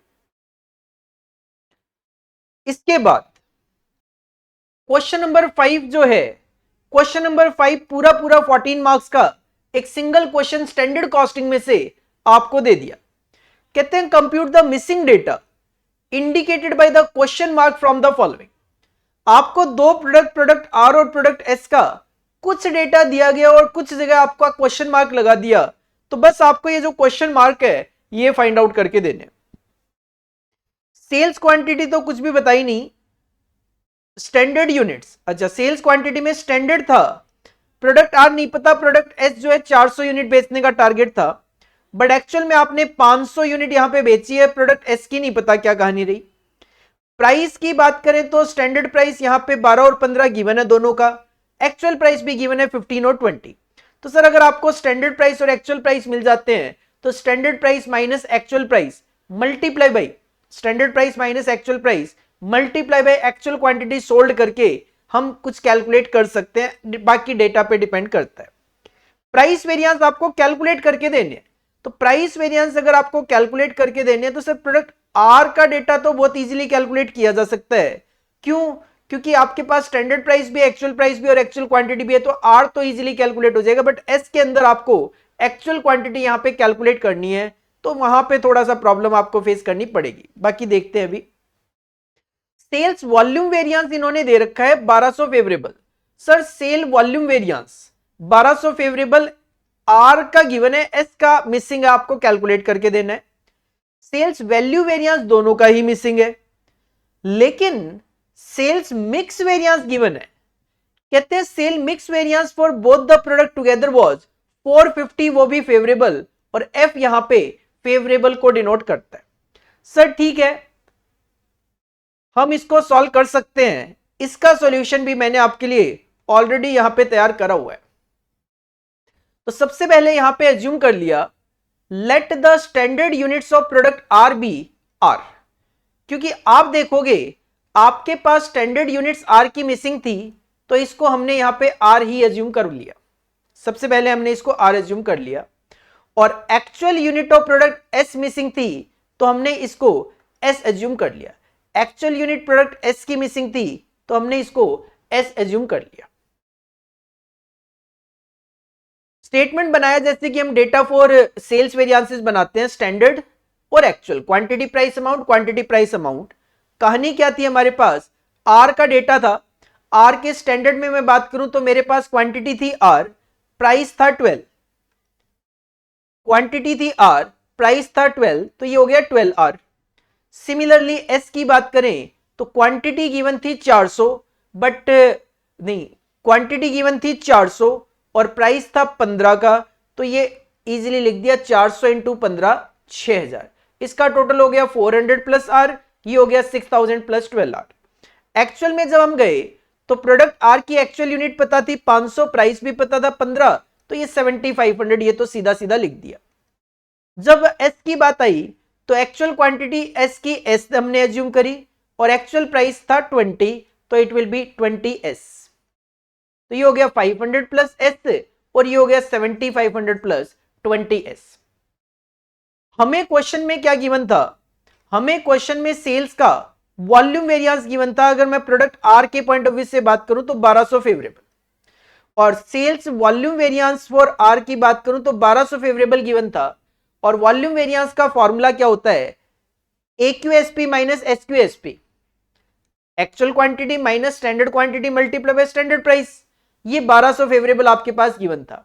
तो AQSP क्या था सर, AQ था 500 इंटू SP था 12, तो 500 into 12 minus SQSP, sir SQ था R, SP था 12, तो ये था 12R इज इक्वल टू 1200। इसको सॉल्व किया, आगे इसको सॉल्व किया तो ये हो गया 6000 minus 12R is equal to 1200, 500 into 12 कर लिया 6000 minus 12R is equal to 1200। तो यहां से आपको आपका R पता चला, दैट इज 400। तो आपको यहां पे ये क्वांटिटी पता चल गई 400, जैसे ये 400 पता चला आपको ये यहां पे 4800 पता चला। ठीक है, देन हमने यहां पे AQSP में और RSQSP भी लिखा। AQSP मतलब एक्चुअल क्वांटिटी को स्टैंडर्ड प्राइस से मल्टीप्लाई करना, RSQ मतलब रिवाइज स्टैंडर्ड क्वांटिटी को स्टैंडर्ड प्राइस से मल्टीप्लाई करना। एक्चुअल क्वांटिटी कितनी थी आर की, सर 500, और स्टैंडर्ड प्राइस कितना था 12 का। सिमिलरली एस के लिए बात करें तो सर एक्चुअल क्वांटिटी कितनी थी, एक्चुअल क्वांटिटी कितनी थी एस के लिए, सर एस के लिए एक्चुअल क्वांटिटी थी एस और स्टैंडर्ड प्राइस था 15, तो 15s, तो ये हो गया था 6000 प्लस 15s। मिक्स वेरिएंस में जाना है तो आरएसक्यू की जरूरत पड़ने वाली थी, तो सर आरएसक्यू के लिए हमने कैलकुलेशन कर ली। आरएसक्यू का मतलब होता है रिवाइज स्टैंडर्ड क्वांटिटी, मतलब जो एक्चुअल क्वांटिटी है उसको स्टैंडर्ड रेशियो में रखना, एक्चुअल क्वांटिटी जो है उसको स्टैंडर्ड रेशियो में रखना। तो सर सिंपल सी बात ये थी कि 12 इंटू 12 और 15 जो है वो बाद में लेना, 500 प्लस एस को इस प्रोपोर्शन में बांटना था।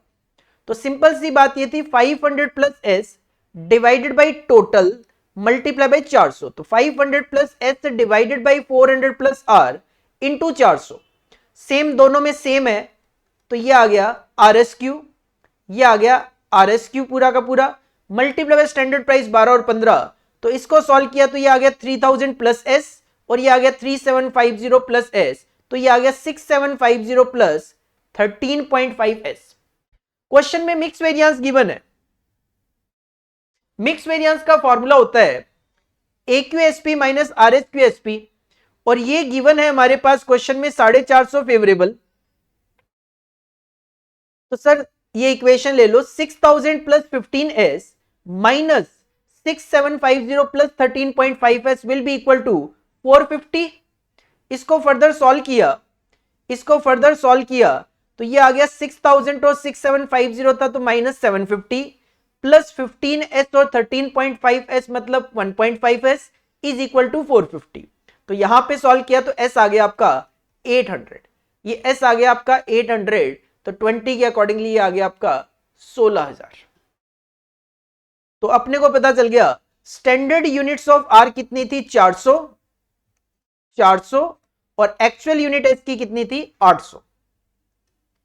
आपके दो क्वेश्चन मार्क सॉल्व हो गए थे, ये 400 और ये आपका 800। इसके बाद आप इजीली सेल प्राइस वेरिएंस तो कैलकुलेट कर ही सकते हो, क्योंकि सेल प्राइस वेरिएंस का फॉर्मूला होता है actual price minus standard price multiply by actual quantity. Actual price कितना चल रहा था सर 15 का, स्टैंडर्ड प्राइस कितना था 12 का, तो 15 minus 12 into 500, 15 minus 12 into 500, sir ये 1500 फेवरेबल आ गया। एस के लिए same calculation, sir 20 minus 15 5, 20 minus 15 5 into 800, 4000 favourable. ये वाले क्वेश्चन मार्क्स सॉल्व हो गए। इसके बाद आपको सेल वॉल्यूम वेरिएंस कैलकुलेट करके देना है केवल और केवल एस का। सर फॉर्मूला होता है actual quantity minus standard quantity, 800 minus 400, 400 into 15, 6000 favourable. ये वाला क्वेश्चन मार्क भी हो गया। इसके बाद सेल वैल्यू वेरिएंस निकालना है, तो सर सेल वैल्यू वेरिएंस होता है actual sale value minus standard sale value, 7500 minus 4800, 7500 minus 4800, ये आ जाता 2700 फेवरेबल, और ये आ जाएगा आपका 16000 माइनस 6000, 10000 फेवरेबल। तो इस तरीके से आप आर और एस एक्स वाई कुछ भी एज्यूम करके अपनी दो इक्वेशन सॉल्व कर लो सेल वॉल्यूम वेरिएंस और मिक्स वेरिएंस से, देन आप इजीली कोई भी पॉइंट का आंसर निकाल के दे सकते हो। जो भी क्वेश्चन मार्क है उसका इजीली आंसर यहां पे निकाल के दे सकते हो।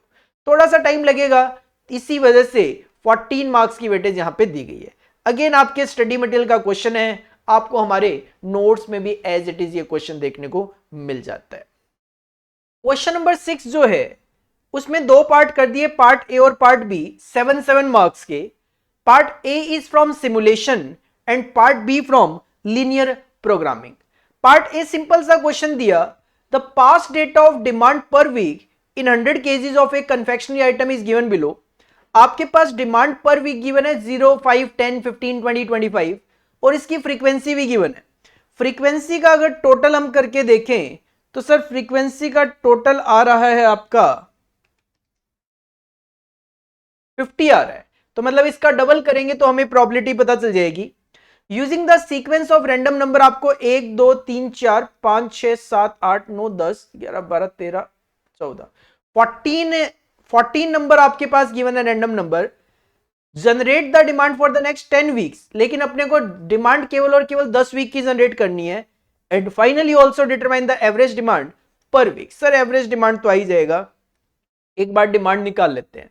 सबसे पहले तो आपको इसके लिए statement of random number range बनाना होता है, तो आप क्वेश्चन कॉपी करेंगे, डिमांड 0 से लेकर 25 तक, फ्रीक्वेंसी का टोटल केवल 50 है, तो इसको डबल कर दो, प्रोबेबिलिटी आ जाएगी। 2 है तो 0.04, 11 है तो 0.22, 8 है तो 16, 21 है तो 42, 5 है तो 10 और 3 है तो 6। सिंपल कहूं तो इंडिविजुअल अमाउंट को टोटल से डिवाइड करके आप प्रोबेबिलिटी निकालते हो, जिसका टोटल हमेशा 1 होता है। प्रोबेबिलिटी का क्यूमुलेट कर लो, 0.04 plus 0.22.26 plus 0.16.42 plus 0.42.84 plus 0.10.94 plus 0.06 1, और रेंज बनती है एक कम, एक का मतलब 4 है तो 3 तक, नेक्स्ट 26 है तो 25 तक, 42 है तो 41 तक, 84 है तो 83, 94 है तो 93, 1 है तो 99। जब आपके पास रेंज आ जाएगी, इसके बाद आप सिमुलेशन करोगे। एज पर क्वेश्चन आपको केवल 10 वीक्स का सिमुलेशन करना है, तो आप सबसे पहले यहां पे वीक लिख लोगे 1 से लेकर 10। रैंडम नंबर आपको गिवन तो ज्यादा है, लेकिन अपने को केवल 10 लेने हैं, तो 35 से लेकर 1, 2, 3, 4, 5, 6, 7, 8, 9, 10, 83 तक के नंबर ले लो। बाकी आगे जो गिवन है वो इग्नोर कर दिए जाते हैं। बस इसके बेसिस पे डिमांड निकाल लो। सर 35 आ जाएगा आपका, 26 से 41 के बीच में डिमांड होगी 10 की। 52 आ जाएगा आपका, 42 से 83 में डिमांड होगी 15 की। नेक्स्ट आ जाएगा 13 आ जाएगा, 4 से 25 में डिमांड होगी 5 की। 90, सर 90 आएगा, 84 से 93 में 20 की डिमांड होगी। देन 23 23 आ जाएगा आपका 4 से 25 में 5 की डिमांड होगी। नेक्स्ट है 73 15 की डिमांड होगी। 34 सर 34 मतलब 10 की डिमांड होगी। 57 सर 57 में 15 की डिमांड होने वाली है। 35 में 10 की डिमांड होने वाली है। और 83 में आपकी 15 की डिमांड होगी। बस इसका टोटल 120 और 10 के लिए है तो एवरेज आ जाएगा 12। एवरेज आ जाएगा 12। बस सर यही क्वेश्चन नंबर 6 ए की डिमांड थी।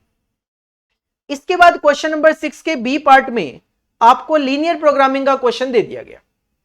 ए retired person has plan to invest in share. एक रिटायर्ड पर्सन है जो शेयर में कुछ पैसा डालना चाह रहे हैं, बहुत अच्छी बात है। He has been suggested by one of his friends who plays in the share market to invest in two shares A and B, which gives a dividend at the rate of 12% and 4% per annum respectively. तो sir ये आपका revenue nature हो गया, 12% and 4% per annum is the dividend. For an investment of ₹1, 1 रुपए की investment के लिए the growth in the market value of the share of A and B are respectively 10 पैसा and 40 पैसा in 1 year. मतलब 1 रुपए पे हम 10% और 40% की रिटर्न एक तरीके से एक्सपेक्ट कर रहे हैं। The retired person want to invest such that the dividend income is at least 600 रुपए पर annum, कम से कम हमारी डिविडेंड इनकम हो, and the growth of the initial investment in 1 year at least 1000 हो। तो सबसे पहले कहते हैं formulate it as a LP problem. Sir linear programming problem बना के देनी है, इसका भी सॉल्यूशन आपके लिए ऑलरेडी बनाया हुआ है।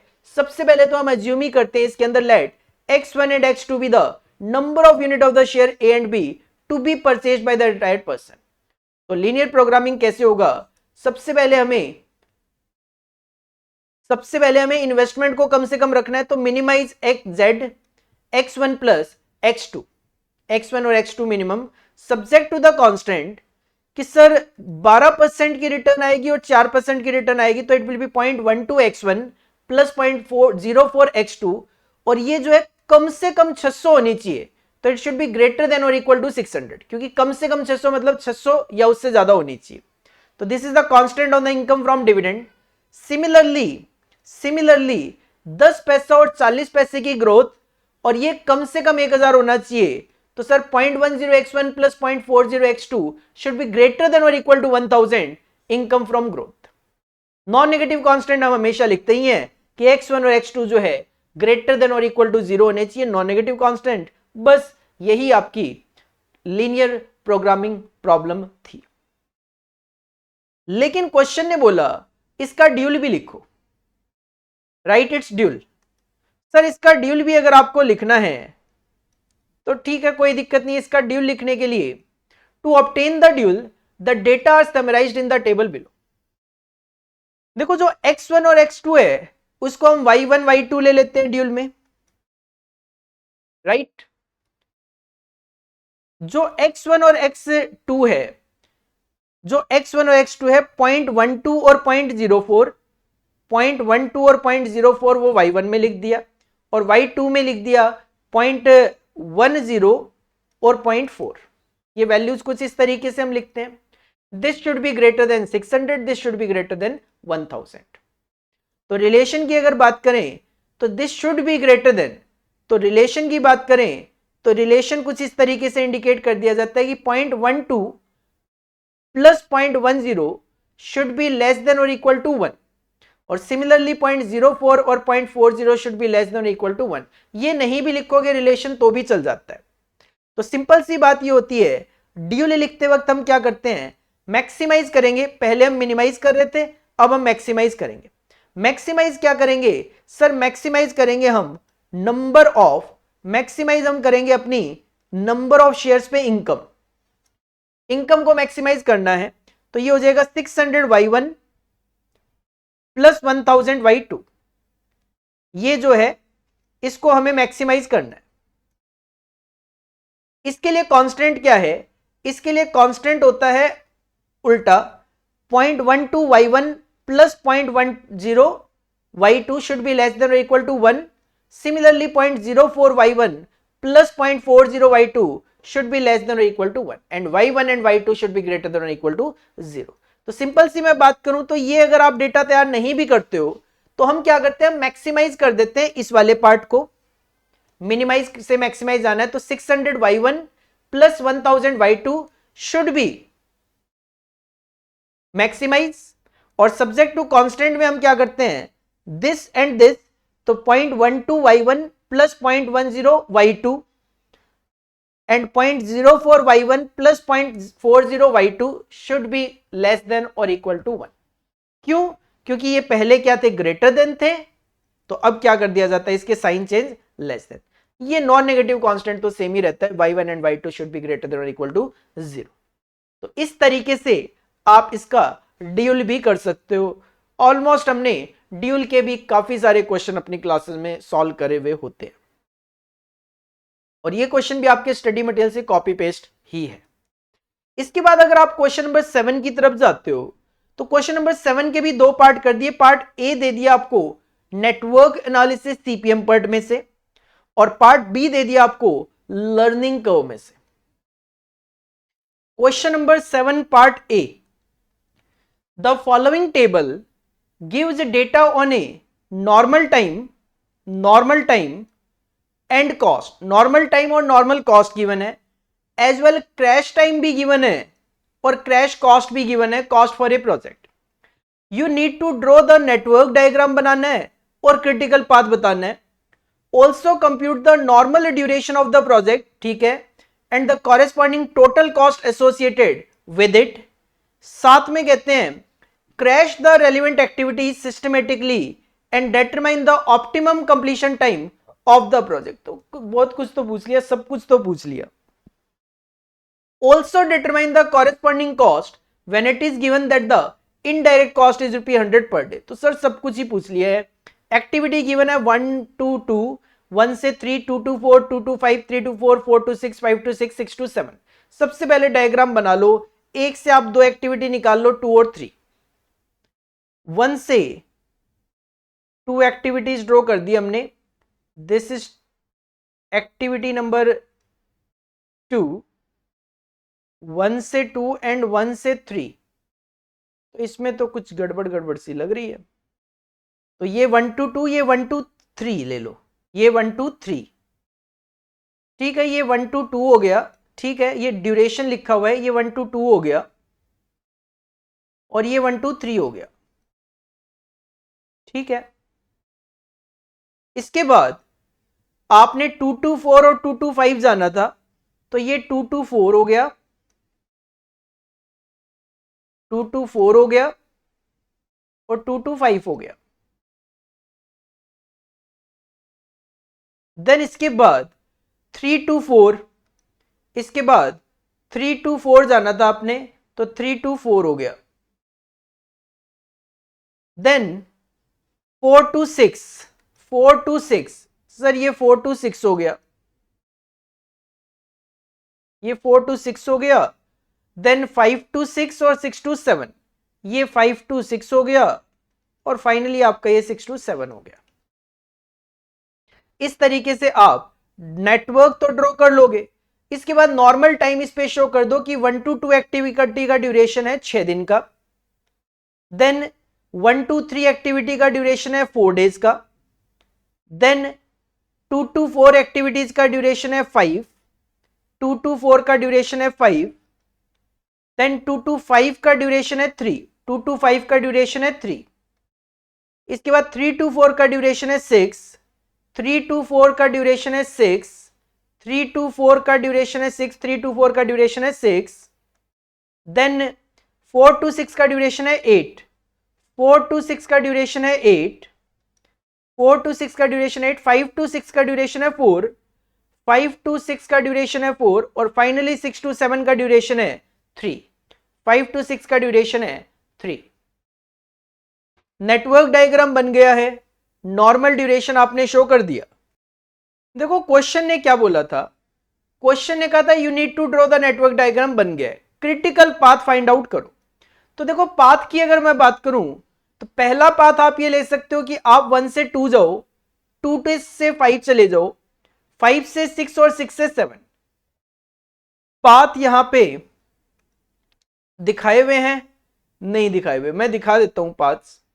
पहला पाथ आप यहां पे ले सकते हो पाथ 1, सर 1 से 2, 2 से 5, 5 से 6 और 6 से 7 अगर आप जाते हो तो टाइम ड्यूरेशन लगेगा 6 + 3 9 + 4 13 + 3 16 डेज का टाइम लगेगा। क्वेश्चन डेज में ही चल रहा है सर, यस क्वेश्चन डेज में ही चल रहा है, 16 डेज का टाइम लगेगा। सेकंड पाथ आप कंसिडर कर सकते हो यहां पे कि सर 1 से 2, 2 से 3 ना जाकर आप 1 से 2 से सीधा 4 चले जाओ, 4 से 6 और 6 से 7, 1 to 2, 2 to 4, 4 to 6 और 6 to 7, इसमें टाइम लगेगा 6 + 5 11 + 8 19 + 3 22 डेज।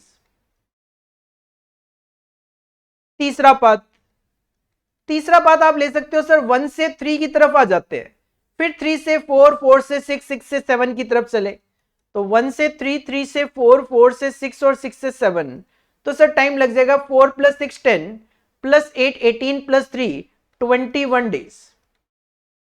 तो it means 22 days is the maximum. तो आपका क्रिटिकल पाथ ये होने वाला है, आपका क्रिटिकल पाथ होने वाला है this one, 1 to 2, 2 to 4, 4 to 6, 6 to 7, ऊपर लिखा हुआ है यहाँ पे, ये क्रिटिकल पाथ है और 22 डेज इसमें टाइम लगेगा। तो ये 3 पार्ट टोटलिटी में यहाँ पे बन रहे थे सर। इसके बाद क्वेश्चन का also compute the normal duration of the project and the corresponding total cost associated with it. Total cost देख लो क्या आएगी सर। टोटल कॉस्ट की अगर बात करें तो आपकी टोटल कॉस्ट जो है, यहां पे आपको नॉर्मल कॉस्ट गिवन है, आपको यहां पे नॉर्मल कॉस्ट गिवन है। आपका जो पाथ है वो है 1 to 2, 1 to 2, जिसकी कॉस्ट है 600 रुपए, कॉस्ट है 600 रुपए, कॉस्ट है 600 रुपए, 600 500 सिंपल कहूं तो इसका एडिशन कर लो एक बार,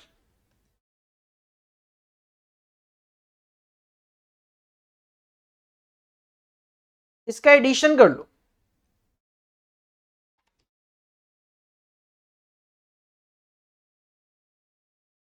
क्योंकि नॉर्मल कॉस्ट पूछी है तो सर इसका टोटल आ रहा है 4700। तो 4700 की कॉस्ट तो ये है, साथ में इनडायरेक्ट कॉस्ट के लिए क्वेश्चन ने कहा था 100 रुपए पर डे और आपको टाइम लगने वाला है 22 दिन का, तो 2200 रुपए ये हो गए। तो आपकी जो नॉर्मल टोटल कॉस्ट है दैट विल बी 6900।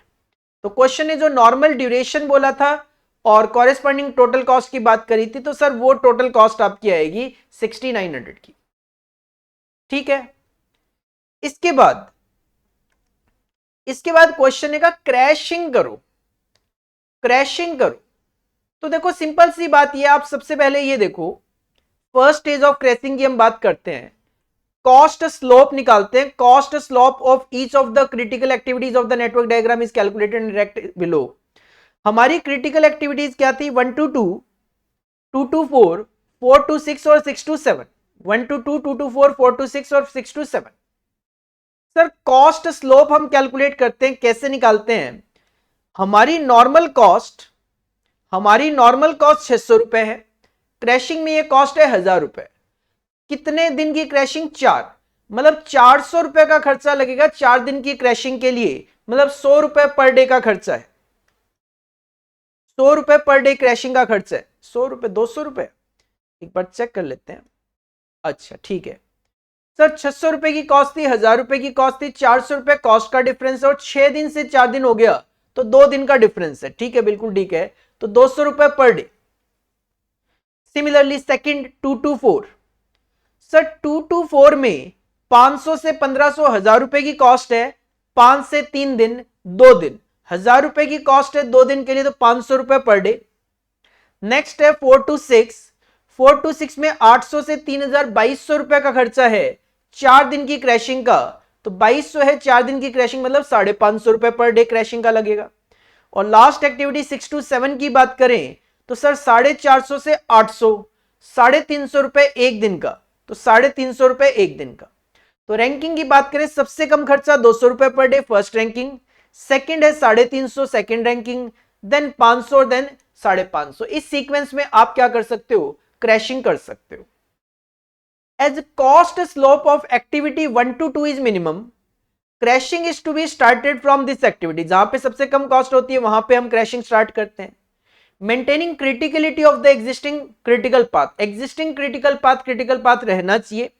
तो एक्टिविटी 1 to 2 जो है उसको हम सबसे पहले एक दिन से क्रैश कर देते हैं। सर जब आप एक्टिविटी 1 to 2 को एक दिन से क्रैश करोगे, 5 दिन लगने शुरू हो जाते हैं, 5 दिन लगने शुरू हो जाते हैं। तो एक्टिविटी 1 to 2 को जब आप क्रैश करोगे एक दिन से, तो ये दोबारा से बनाया गया, यहां पे ध्यान देना, ये पूरा का पूरा जो डायग्राम था ये दोबारा से बनाया गया, ये पूरा का पूरा डायग्राम दोबारा से बनाया गया है। इसमें केवल और केवल चेंज क्या किया गया है, जो 1 to 2 एक्टिविटीज थी उसमें जो 6 दिन लिखे थे हमने, उसको यहां पे 5 दिन किया गया। बाकी कहीं पे भी किसी भी तरीके का कोई चेंज नहीं है। देखो ये बीच बीच में आप ये जो लिख रहे हो, ये जो लिख रहे हो, इनकी जरूरत नहीं है। ये ई और एल है, लेकिन ई और एल की हमें फ्लोटिंग के टाइम पे जरूरत होती है, तो इनको कैलकुलेट करने की बार बार यहां पे जरूरत नहीं है, आप इसको स्किप कर सकते हो। तो बस 5 दिन यहां पे कर दो। न्यू नेटवर्क डायग्राम दिखा दिया यहां पे, it is having duration of 21 days. ये वाला था 1 to 2 वाला, तो 5 5 10 8 18 और 3 21, तो अब 21 दिन हो गया। और एसोसिएटेड कॉस्ट क्या होगी, सिंपल सी बात है, पहले हमारी कॉस्ट 6900 हुआ करती थी, पहले हमारी कॉस्ट 6900 हुआ करती थी। अभी आपने एक दिन की क्रैशिंग करी, अभी आपने एक दिन की क्रैशिंग करी, तो इससे क्या हुआ, ये 200 रुपए पर डे का खर्चा था। एक सेकंड देख लेते हैं क्या मिस्टेक है यहां पे। ठीक है, पहले आपकी 4700 की तो नॉर्मल कॉस्ट थी, इनडायरेक्ट कॉस्ट जो है वो 100 रुपए पर डे थी, ध्यान रखना। तो अब 21 दिन के लिए आएगी और एक दिन क्रैशिंग का 200 रुपए लग जाएगा, तो ये 7000 रुपए हो जाएगी, ये 7000 रुपए हो जाएगी। It is seen that other activities to have become critical. इससे क्या होगा, आप अगर बाकी पाथ देखोगे तो 5 3 8 4 12 और 3 15, इधर से जाते हो तो 4 6 10 8 18 और 3 21। सर अब क्या है, जो आपका एक और पाथ था 1 से 3 3 से 4 4 से 6 6 to 7, उसमें भी 21 दिन का टाइम है, और 1 2 4 6 7 वाले में तो 21 दिन था ही। तो ये दो पाथ आपके क्रिटिकल पाथ हो गए। अब नेक्स्ट सेकंड क्रैशिंग करोगे आप, सेकंड क्रैशिंग करोगे आप, तो cost slope of each of the new critical activities are calculated as follows. Cost slope की मैं बात करूं, कॉस्ट स्लोप की बात करें, क्रिटिकल एक्टिविटीज ध्यान देना, तो अब आपके पास ये वाला भी एक क्रिटिकल पाथ आ गया था, तो 1 2 3, सर 1 2 3 का कॉस्ट स्लोप निकालो। 1 2 3 600 से 2400 रुपए, 2 दिन कम करने के मतलब 700 रुपए, 700 रुपए per day. Next 3 to 4, 3 to 4, sir 3 to 4 जो एक्टिविटी है 900 से 2100 रुपए का खर्चा है, 2 दिन कम करने मतलब 550 रुपए, 550 रुपए पर डे। इसके अलावा जो 4 to 6 एक्टिविटी, तो वो तो इसमें भी थी तो सेम चलेगा, दोबारा मत निकालो। 6 to 7 इसमें भी था, दोबारा मत निकालो। तो दो एक्टिविटी का कॉस्ट स्लोप और आ गया, 200 500 550 350 700 और 550। सर देखो वैसे तो मिनिमम जो है वो 200 है 1 to 2, लेकिन 1 to 2 एक्टिविटी अगर मैं क्रैश यहां पे करता हूं, लेकिन इसके अंदर है नहीं वो एक्टिविटी, इसके अंदर वो एक्टिविटी है नहीं, तो हम क्या करते हैं, as there are more than one critical path, parallel crashing is necessary for some of the activities to maintain critically of the existing critical path. क्योंकि दो क्रिटिकल पाथ है, ये क्रिटिकली रहने चाहिए। Various option of crashing and there, तो अपने पास option है क्या, कि सर ऑप्शन ये है कि अगर आप एक्टिविटी 1 to 2 क्रैश करते हो, तो यहां पे 1 to 3 करो या 3 to 4 करो या 4 to 6 करो या 6 to 7, लेकिन 4 to 6 या 6 to 7 करूंगा तो यहां पे भी क्रैश हो जाएगा। तो अपने को क्या करना पड़ेगा, या तो 1 to 2 ये लोगे तो 1 to 3 या 3 to 4 के साथ कॉम्बिनेशन आप बना सकते हो। सर 1 to 2 के साथ 1 to 3 और 1 to 2 के साथ 3 to 4 का कॉम्बिनेशन बना सकते हो। अगर आप इसमें 2 to 4 एक्टिविटी को क्रैश करते हो, तो इसमें भी 1 to 3 या 3 to 4 का कॉम्बिनेशन ले सकते हो। तो 2 to 4 के साथ भी 1 to 3 हो सकता है, 2 to 4 के साथ 3 to 4 भी हो सकता है। या फिर 4 to 6 करोगे तो इसमें भी अपने आप हो जाएगा, तो 4 to 6 कर सकते हो, या फिर 6 to 7 करोगे तो इसमें भी हो जाएगा, तो 6 to 7 कर सकते हो। ऐसा आप कर सकते हो। इसमें एक एक दिन पॉसिबल हो पाएगा क्योंकि 1 to 2 में हम एक दिन का क्रैशिंग ऑलरेडी कर चुके हैं, तो एक दिन हमारे पास बचा हुआ था, क्योंकि मैक्सिमम टू मैक्सिमम जो क्रैशिंग थी, मैक्सिमम टू मैक्सिमम जो क्रैशिंग थी वो 2 दिन हो सकती थी। सिमिलरली 1 to 2 के साथ जाते हो, एक दिन की क्रैशिंग पॉसिबल है। 2 to 4 के लिए जाते हो तो इसमें 2 to 4 करोगे तो 1 to 3 करोगे, तो सर इसमें कितने दिन की क्रैशिंग पॉसिबल थी? तो आप देख लो, 2 to 4 में 2 दिन की क्रैशिंग कर सकते थे, तो 3 to 4 में भी तो 2 दिन की क्रैशिंग कर सकते थे, तो आप इस केस में 2 दिन की क्रैशिंग कर सकते हो। 2 to 4 के साथ 3 to 4 का कॉम्बिनेशन लेते हो तो सर 3 to 4 में भी तो 2 दिन की क्रैशिंग पॉसिबल थी, मतलब इसमें भी 2 दिन की क्रैशिंग की जा सकती है। 4 to 6 के लिए जाते हो तो सर 4 to 6 में 4 दिन क्रैशिंग पॉसिबल, और 6 to 7 में जाते हो तो 1 दिन की क्रैशिंग पॉसिबल है। तो ये पॉसिबल क्रैशिंग गिवन है कि कितने दिन की क्रैशिंग आप कर सकते हो। अगर आप इसमें एक एक दिन की क्रैशिंग करते हो तो 1 to 2 एक्टिविटी में 200 रुपए लगेंगे, और 3 to 4 एक्टिविटी में 700 रुपए लगेंगे, तो 900 रुपए लगेंगे। 1 to 2 में 200 रुपए लगेंगे, और 3 to 4 में 550, तो 750 लगेंगे। 2 to 4 में 500 रुपए लगेंगे, तो 1 to 3 में 700 लगेंगे, 1200 लग जाएगा। और इसमें 2 to 4 500 के साथ 550 लगेंगे, तो 1050। 4 to 6 जो एक्टिविटी है उसमें 550 रुपए पर डे है, और 6 to 7 में 350 रुपए पर डे है। ठीक है, तो रैंकिंग क्या है सर? सबसे पहले 350, फिर 550, फिर 750, फिर 900, फिर 1050 और फिर 1200। तो आप कोशिश करोगे एक्टिविटी 6 to 7 जो है उसको क्रैश कर दूं एक दिन से। तो as per supply data activity जो है, ठीक है, बात एक ही है। ये क्या कर रहे हैं, दो as per the supply data activities 1 to 3 and 3 to 4 can be crash by 2 days। ये वाली एक्टिविटी 2 दिन से क्रैश करी जा सकती थी। 1 to 3 and 3 to 4, 1 to 3 and 3 to 4 साथ में can be crash by 2 days each, but 1 to 2 जो है वो एक दिन से ही कर ही सकते हो, तो आपको जाना तो एक दिन ही पड़ेगा। Can not be crash more than 1 day। ठीक है, from the above ranking crashing जो है 6 to 7 जो है इसमें कम से कम खर्चा है, तो हम क्रैश करेंगे 6 to 7। ये इस लाइन की कोई रेलेवेंसी नहीं है, ये आप हटा भी सकते थे। बाय 1 day 6 to 7 एक दिन से क्रैश करोगे suggested. Due to this project duration क्या हो जाएगा, पहले 21 दिन चल रहा था वो 20 दिन हो जाएगा। एंड एसोसिएटेड टोटल कॉस्ट जो पहले 7000 चल रही थी, अब उसमें क्या इंपैक्ट आएगा, normal direct cost plus indirect cost for 20 days at the rate of 100 per day, और crashing cost of activity 1 to 2 by 1 day 200 per day, plus crashing cost of activity 6 to 7 by 1 day at 350 per day 4900। 4900 क्या है ये, 4900 बता देता हूं मैं क्या है ये। 4900 है सर 4700 रुपए ये, 4700 ये, और 200 रुपए ये लगाए थे आपने, तो 4700 प्लस 200 4900, ये 4900 लिया है, प्लस 20 दिन लगेंगे, तो 20 दिन की इनडायरेक्ट कॉस्ट 100 रुपए के हिसाब से। एक दिन आप क्रैश कर रहे हो 200 रुपए वाला 1 to 2 एक्टिविटी का, और एक दिन आप क्रैश कर रहे हो ये वाला, तो 7450 रुपए का खर्चा आपका आ रहा है। यहां पे एक छोटी सी मिस्टेक है, देखो जो नॉर्मल डायरेक्ट कॉस्ट है वो 4900 नहीं है, 4700 है।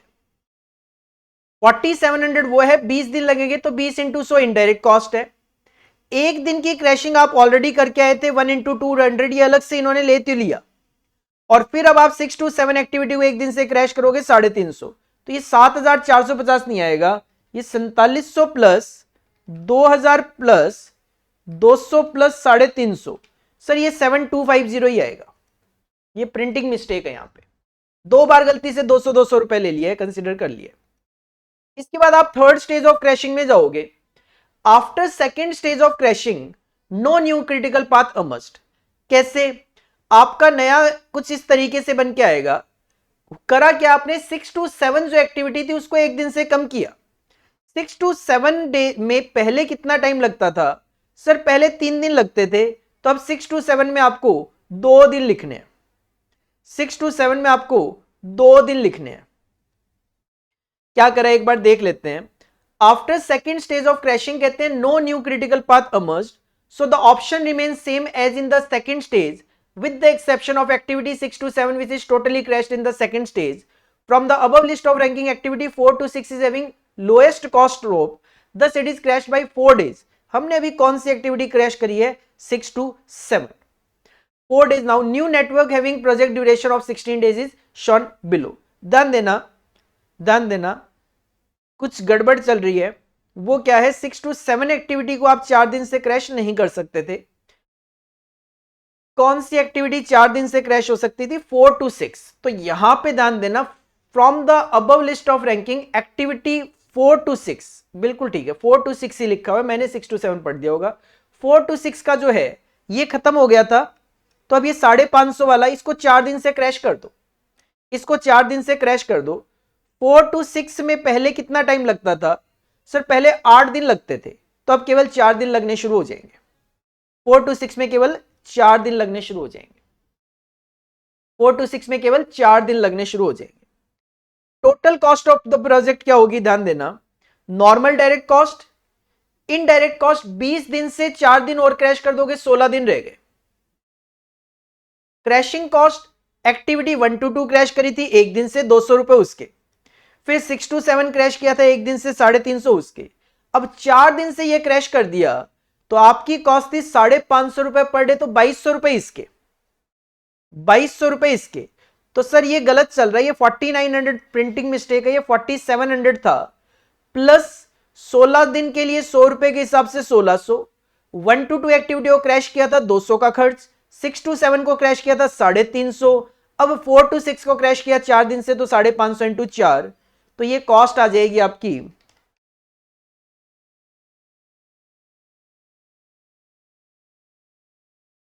9050 आएगा। इसके बाद फोर्थ स्टेज में जाओगे, तो थर्ड स्टेज के बाद भी कोई नया क्रिटिकल पाथ नहीं बन रहा है, तो so the option remain same. तो आप क्या करोगे, तो the option remain same as in the second stage with the exception. ध्यान देना ये 2 एक्टिविटी आप ऑलरेडी क्रैश कर चुके हो, तो ये खत्म हो गई। तो अब आपका तीसरा नंबर आएगा 750, 1 to 2 और 3 to 4 एक्टिविटीज। तो फ्रॉम द अबव लिस्ट आप 1 to 2 और 3 to 4 एक्टिविटीज को एक साथ क्रैश करोगे, thus both are crash by 1 day. जब आप दोनों को क्रैश करोगे, तो जो 1 to 2 एक्टिविटीज थी जिसमें 5 दिन का टाइम लग रहा था वो 4 हो जाएगा, और जो 3 to 4 एक्टिविटीज थी जिसमें 6 दिन का टाइम लग रहा था वो 5 हो जाएगा। यहां पे एक प्रिंटिंग मिस्टेक ये थी, 3 नहीं ये 2 था। अब क्या कॉस्ट होगी सर, 4700 रुपए, तो वो 49 नहीं है 4700 होगा, 4700 की एक कॉस्ट होगी। अब 16 दिन थे, एक दिन क्रैश कर दिया तो 15 दिन लगेंगे, तो 15 इंटू 100, 1500 रुपए इनडायरेक्ट कॉस्ट। सबसे पहले 200 रुपए लगा के एक दिन क्रैश किया, फिर 350 लगा के, फिर 2200 रुपए लगा के, अब 750 रुपए लगा के आपने एक दिन क्रैश किया। तो आपकी जो कॉस्ट है वो टोटलिटी में होगी 4700 plus 1500 plus 200 plus 350 plus 2200 plus 750। तो सर ये 99 नहीं है 9700 होगा। फिफ्थ स्टेज की बात करें तो अगेन कोई नया क्रिटिकल पाथ नहीं हुआ है, तो आप इसमें देखो ये वाला भी खत्म हो गया। 750 के बाद नंबर आएगा आपका 900 का, तो आप 1 to 2 और 1 to 3 एक्टिविटी को क्रैश कर दो एक दिन से। 1 to 2 the after fourth stage of crashing no new critical path emerged. लेकिन ध्यान देना ये 1 to 2 एक्टिविटी में तो टाइम ही नहीं बचा, 1 to 2 एक्टिविटी में टाइम नहीं बचा, क्योंकि आप जब वहां पे 1 to 2 एक्टिविटी क्रैश कर चुके थे एक दिन से, तो ये तो बचा ही नहीं ना टाइम, तो ये भी क्रैश होना पॉसिबल है नहीं। तो अब बचा 1050 और 1200, तो आप 2 to 4 और 3 to 4 के लिए जाओगे। दो after fourth stage of crashing no new critical path must, लेकिन एक्टिविटी 1 to 2 जो है वो फुल्ली क्रैश हो चुकी है तो वो ऑप्शन में नहीं है। तो 10 द ऑप्शन रिमेनिंग, आपके पास केवल ये दो ऑप्शन बचे थे जिसमें से आप 1050 के लिए जाना चाहोगे। The activity 2 to 4 can be crash by 2 days, but after fourth stage 3 to 4 activity में केवल एक ही दिन बचा है, तो आप एक दिन के लिए क्रैशिंग करोगे। तो एक दिन के लिए हम 2 to 4 और 3 to 4 को क्रैश करेंगे। 2 to 4 में जो पहले टाइम लग रहा था 5 दिन का वो हो जाएगा 4 दिन, और 3 to 4 में जो पहले टाइम लग रहा था 5 दिन वो हो जाएगा 4 दिन। खर्चा क्या आएगा? तो सर खर्चे की बात करें तो ये 4700 होगा, 4700 होगा।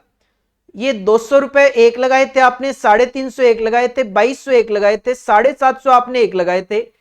15 से 14 दिन हो गए तो 14 इंटू 100, 1400 रुपए इनडायरेक्ट कॉस्ट।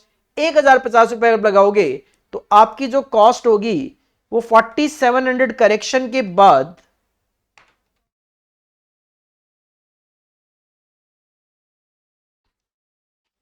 ये 10,650 हो जाएगा।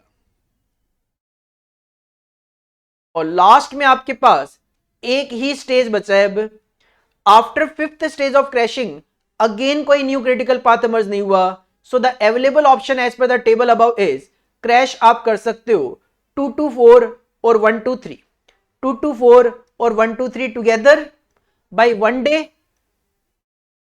ठीक है, तो इससे क्या होगा 2 to 4, 2 to 4 में जो पहले आपका टाइम लगता था 4 दिन वो 3 दिन हो जाएगा, और जो 1 to 3 था जिसमें आपका 4 दिन का टाइम था वो 3 दिन हो जाएगा। और कॉस्ट आ जाएगी आपकी 4700। 14 से 13 दिन हो गए तो 100 इंटू 13 1300, 200 एक लगाए थे, 350 एक, 2200 एक, 750 एक, 1050 एक, और लास्ट में 1200 रुपए और लगा दो तो कॉस्ट आ जाएगी 11,750। नहीं, हाँ 11,750 ही आएगा आई थिंक। फिर भी मैं एक बार टोटल चेक कर लेता हूं।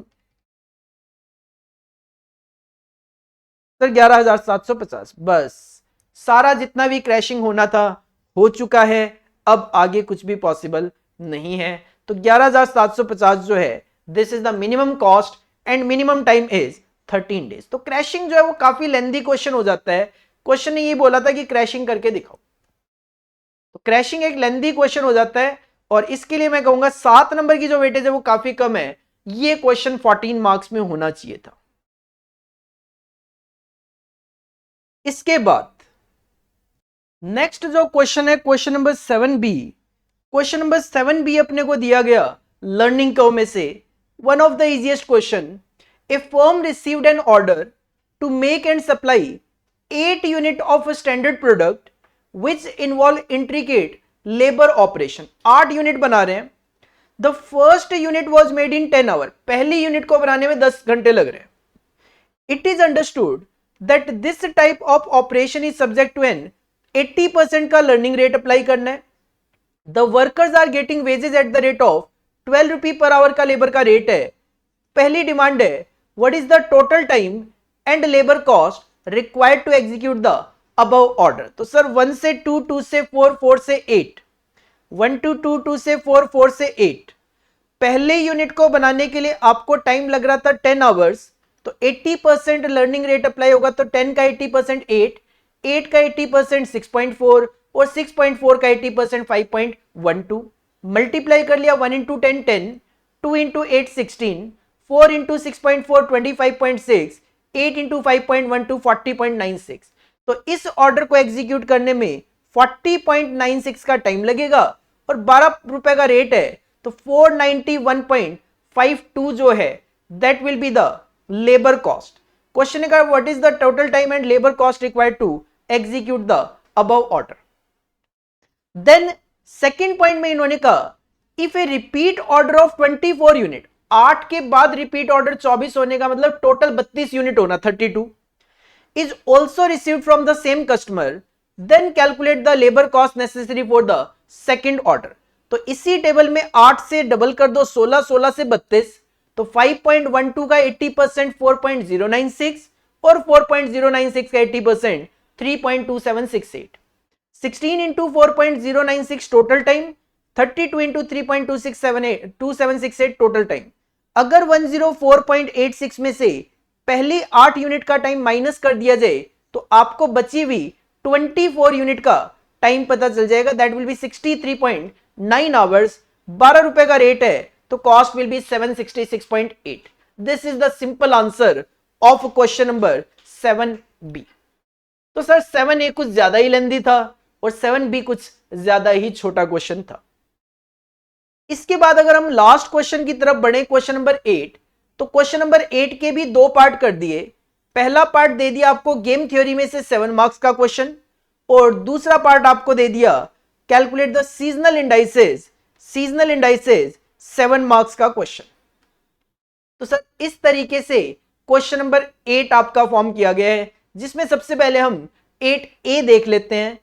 Is the following 2 persons zero sum game stable. पे ऑफ प्लेयर, आपको प्लेयर ए लेना है, गेम को सॉल्व करके देना है। आपके पास डेटा यहां पे गिवन है। सर इसका सॉल्यूशन मैंने ऑलरेडी आपके लिए बना लिया है। ये एज इट इज तो क्वेश्चन स्टडी मटेरियल में से नहीं था, बट मैंने आपके लिए इसका सॉल्यूशन बना लिया। प्लेयर ए की 4 रोज है, तो मैंने इनकी 4 स्ट्रेटेजी कंसीडर कर ली। नाम दे दिया A1, A2, A3, A4। Similarly player B के लिए 4 strategy B1, B2, B3, B4। Data कर दिया कॉपी 5 -10 9 0 6 7 8 1 8 7 15 1 3 4 -1 और 4। ये सर डेटा कॉपी कर दिया। सबसे पहले रो में मिनिमम था -10, यहां पे 1 1 और -1। कॉलम में मैक्सिमम हम देखते हैं तो 8 7 15 और 4। देन ये जो हमने मिनिमम निकाले थे इसमें से मैक्सिमम क्या है 1, चाहे ये आप ले लो चाहे ये ले लो। ये जो हमने मैक्सिमम निकाले थे इसमें मिनिमम क्या है 4। तो हमें मैक्सिमम और मिनिमैक्स पता चला, बट ये दोनों वैल्यू सेम नहीं है। अगर ये दोनों वैल्यू सेम नहीं है तो हम कहते हैं सैडल पॉइंट एग्जिस्ट नहीं करता, और जब सैडल पॉइंट एग्जिस्ट नहीं करता तो उस सिचुएशन में मिक्स्ड स्ट्रेटजी अप्लाई की जाती है। और मिक्स्ड स्ट्रेटजी अप्लाई करने के लिए हम इसकी कोशिश करते हैं सबसे पहले इसको 2:2 में कन्वर्ट करने की। फिर से क्वेश्चन को कॉपी किया, डोमिनेंस मेथड में अप्लाई कर रहा हूं। A1, A2, A3, A4 4 strategy ए की, B1, B2, B3, B4 4 strategy B की, और ये जो क्वेश्चन में डेटा गिवन था इसको कॉपी कर लिया। अब हमने चेक किया इंफीरियर।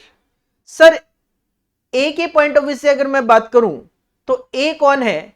ए यहां पे होता है मैक्सिमाइजिंग प्लेयर, पे ऑफ प्लेयर है तो इसको मैक्सिमाइजिंग प्लेयर बोलते हैं, और बी जो है वो मिनिमाइजिंग प्लेयर बोला जाता है। मिनिमाइजिंग प्लेयर बोला जाता है। तो हम यहां पे रो वाइज चेक करते हैं मैक्सिमाइजिंग प्लेयर के लिए कि सर A1 जो है इसमें फिगर जो है वो कम है, किससे? 6 से कम है, लेकिन 7 से भी कम है, बट 8 से कम नहीं है। तो A2 से आप इसको कंपेयर नहीं कर सकते, तो हम A3 से कर लेते हैं। सर A1 में A3 से फिगर कम है, यहां पे भी कम है, यहां पे भी कम है, यहां पे भी कम है। तो अगर कम फिगर है A1 में तो A1 is inferior in comparison with A3, तो हम इंफीरियर रोज को हटा देते हैं। अकॉर्डिंगली A1 को यहां पे एलिमिनेट कर दिया जाएगा। जब आप A1 को एलिमिनेट कर दोगे तो A की 3 स्ट्रेटजी बचेगी, A2, A3, A4, और B की 4 स्ट्रेटजी बचेगी 1 2 3 4, और इस डेटा को इस तरीके से कॉपी कर लिया जाता है। A is the maximising player. अभी हमने रो वाइज अप्लाई किया तो अब हम कॉलम वाइज अप्लाई करेंगे। कॉलम वाइज में हम देखते हैं मैक्सिमम कि सर B3 जो है 8 है, B1 से ज्यादा है, B1 से ज्यादा है, लेकिन B1 से कम है, बात नहीं बनी।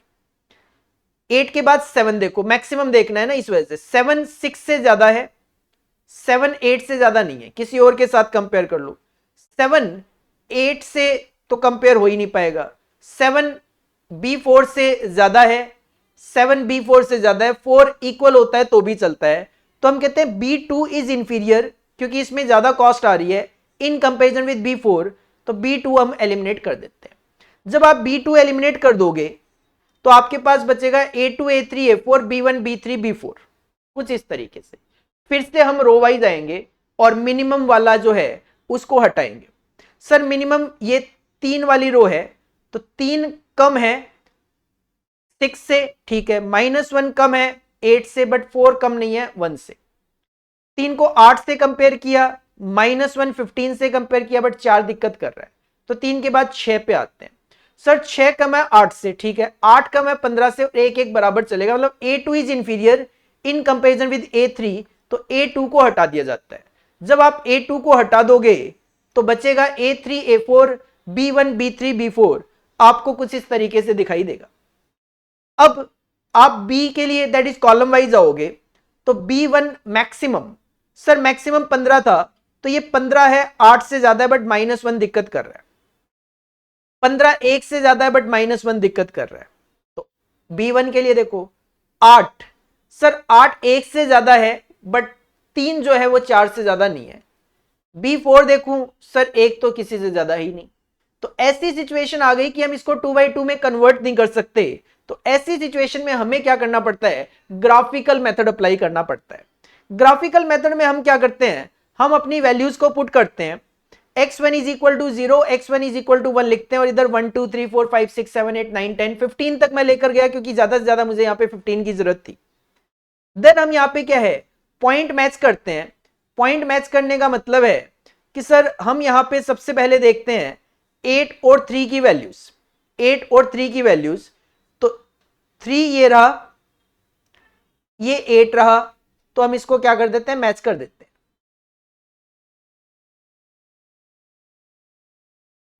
सिमिलरली सेकंड आप देखोगे 15 और -1, तो सर 15 ये रहा और -1 ये रहा, तो हम इस लाइन को भी इस तरीके से मैच कर देते हैं। और लास्ट है 1 4, तो इधर 1 और इधर 4, हम इस लाइन को भी मैच कर देते हैं। फिर क्या, जो लोएस्ट एरिया होता है, लोएस्ट एरिया जो होता है, इस लोएस्ट एरिया का हाईएस्ट पॉइंट देखा जाता है, जो कि ये है। लोएस्ट एरिया का हाईएस्ट पॉइंट देखा जाता है, जो कि ये है। और ये पॉइंट कौन सी दो लाइन पे बन रहा है, सर ये -1 और 15 और 4 और 1 पे बन रहा है। तो -1 और 15 और 4 और 1 पे बन रहा है, तो हम इसके बेसिस पे आगे ऑड मेथड अप्लाई करते हैं। हम क्या करते हैं, y1 y2 x1 और x2, और इन वैल्यूज को कैसे लिखा जाता है, सर इन वैल्यूज को कुछ इस तरीके से लिखा जाता है, ये बाद वाली जो वैल्यूज होती है 15 1, उसको उल्टा लिखा जाता है 115। सिमिलरली ये जो वैल्यूज है -1 और 4, इसको 4 और -1 लिख दिया जाता है। इसको A1 नाम दे दिया जाता है, इसको A2, इसको B1, इसको B2 नाम दे दिए। इसके बाद क्या किया जाता है, इसके बाद एडिशन शो कर लो। ये जो x1 है 1 और 15 16, तो ये 16 लिख दिया, और 4 और -1, तो इसको 3 लिख दिया। सिमिलरली 1 और 15 इसका डिफरेंस 14, और 4 और 1 का डिफरेंस 5। ये लिखा है मैंने कि ये कहां से आता है, B1 और B2 का डिफरेंस होता है, B1 और B2 का डिफरेंस होता है, यहां पे A1 और A2 का डिफरेंस होता है। अब क्या हुआ, 16 और 3 19 और 15 और 4 19, ये मैच होना चाहिए, ये मैच होना चाहिए। जब ये मैच हो जाता है तो हम प्रोबेबिलिटीज फाइंड आउट कर लेते हैं। x1 की प्रोबेबिलिटीज है 1/5, 1/5 नहीं, x1 की प्रोबेबिलिटी है 5/19, और x2 की प्रोबेबिलिटी है 14/19, 5/19 14/19। y1 की प्रोबेबिलिटी है 16/19 और y2 की प्रोबेबिलिटी है 3/19। ये प्रोबेबिलिटीज आ जाती है, ये आपकी प्रोबेबिलिटीज आ जाती है। और गेम की वैल्यू निकालने के लिए क्या किया जाता है, sir 1 × 5 + 4 × 14, 1 × 5 4 × 14 divided by 19, it will B 61.9, 61.9। तो इस तरीके से ये कैलकुलेशन आप यहां पे करते हो, प्रोबेबिलिटीज और वैल्यू ऑफ द गेम आप यहां पे कैलकुलेट करके दे सकते हो। बाकी इस क्वेश्चन के लिए मेरा सजेशन रहेगा कि जब इंस्टीट्यूट अपना मॉडल क्वेश्चन पेपर का सॉल्यूशन रिलीज करे, तो एक बार आप चेक कर लेना अपने हैंड पे कि उन्होंने सेम प्रोसेस फॉलो किया है क्या, क्योंकि इसको सॉल्व करने के अलग अलग तरीके हो सकते थे। मैंने यहां पे क्या किया, डोमिनेंस रूल अप्लाई करके जब 2/2 टेबल नहीं बनी तो मैंने ग्राफिकल मेथड अप्लाई करके किया। हो सकता है वो कुछ अलग तरीके से करे, तो एक बार अपने हैंड पे इसका सॉल्यूशन जब ICMI रिलीज करे एक बार आप जरूर चेक कर लेना। मैं बिल्कुल चेक करूंगा, बट आप भी अपने हैंड पे जरूर चेक कर लेना। इसके बाद लास्ट क्वेश्चन बचा 8B 7 मार्क्स की वेटेज के लिए। Question number 8B, calculate the seasonal indices for the following quarterly data in certain units. Appropriate method for finding the indices has to be decided by you with due explanation। आपके पास 2020, 21, 22, 23 का quarter wise यहां पे data given है और हमें यहां पे seasonal indices calculate करके देने हैं। तो इसका भी सॉल्यूशन ऑलरेडी मैंने आपके लिए यहां पे तैयार करा हुआ है। The values in any quarter do not reveal any definite tendency to change. अगर आप यहां पे ध्यान से देखते हो, सर 3921 कम हो गया, फिर अचानक से बढ़ गया। सेकेंड ईयर में देखोगे सर कम हो गया, बढ़ गया, फिर बढ़ गया। 44 कम, बढ़ गया। 53 कम, बढ़ गया। तो क्वार्टरली आप ये नहीं कह सकते कि अप ट्रेंड ही है या फिर डाउन ट्रेंड है। Thus there is no appreciable trend in the given data set, so it is decided to use method of simple average। जब अपने को ट्रेंड नहीं दिखता तो हम सिंपल एवरेज अप्लाई करते हैं quarterly to find out the seasonal indices, and also a multiplicative model is assumed for the data. Additive model और मल्टीप्लीकेटिव होता है, तो हम यहाँ पे मल्टीप्लीकेटिव लेके चल रहे हैं। कैलकुलेशन फॉर सीजनल इंडाइसेस की बात करें तो सबसे पहले डेटा आप यहाँ पे कॉपी करो 20, 21, 22, 23। तो यहां पे चेंज कर देता हूं 20, 21, 22 और 23। सर डेटा कॉपी पेस्ट किया है 39, 45, 44, 53, इसका टोटल कर लिया। सेकेंड क्वार्टर में 21, 23, 26 और 23, इसका टोटल कर लिया 93। थर्ड क्वार्टर में 52, 63, 69, 64, टोटल कर लिया 248। और फोर्थ क्वार्टर में 81, 76, 75 और 84, टोटल कर लिया 316। और चारों क्वार्टर का टोटल कर लिया 838। चारों क्वार्टर का टोटल कर लिया 838। फर्स्ट क्वार्टर की बात करें तो फर्स्ट क्वार्टर में 181 है, डिवाइडेड बाई 4, तो ये आ गया 45.25। सेकेंड क्वार्टर में 93 डिवाइडेड बाई 4, एवरेज आ गया 23.25। थर्ड क्वार्टर में 248 डिवाइडेड बाई 4, 62। और फोर्थ क्वार्टर में 316 divided by 4 quarter, it will be 79। Sir इन चारों का टोटल कर लो, 45.25 plus 23.25 plus 62 plus 79, it will be 209.5। 209.5। ये जो टोटल है इसका एवरेज करो जरा, ये 209.5 है, 209.5 है चार क्वार्टर का, तो डिवाइडेड बाई 4, तो ये आ जाएगा जिसको आप ग्रांड एवरेज बोलते हो, ग्रांड एवरेज आ जाएगा 209.5 है चार क्वार्टर का, तो डिवाइड बाई 4 करके 52.375। अब आप सीजनल इंडाइसेस कैलकुलेट कर लो, 45.25 डिवाइडेड बाई 52.375, ये आ जाएगा 86.4%।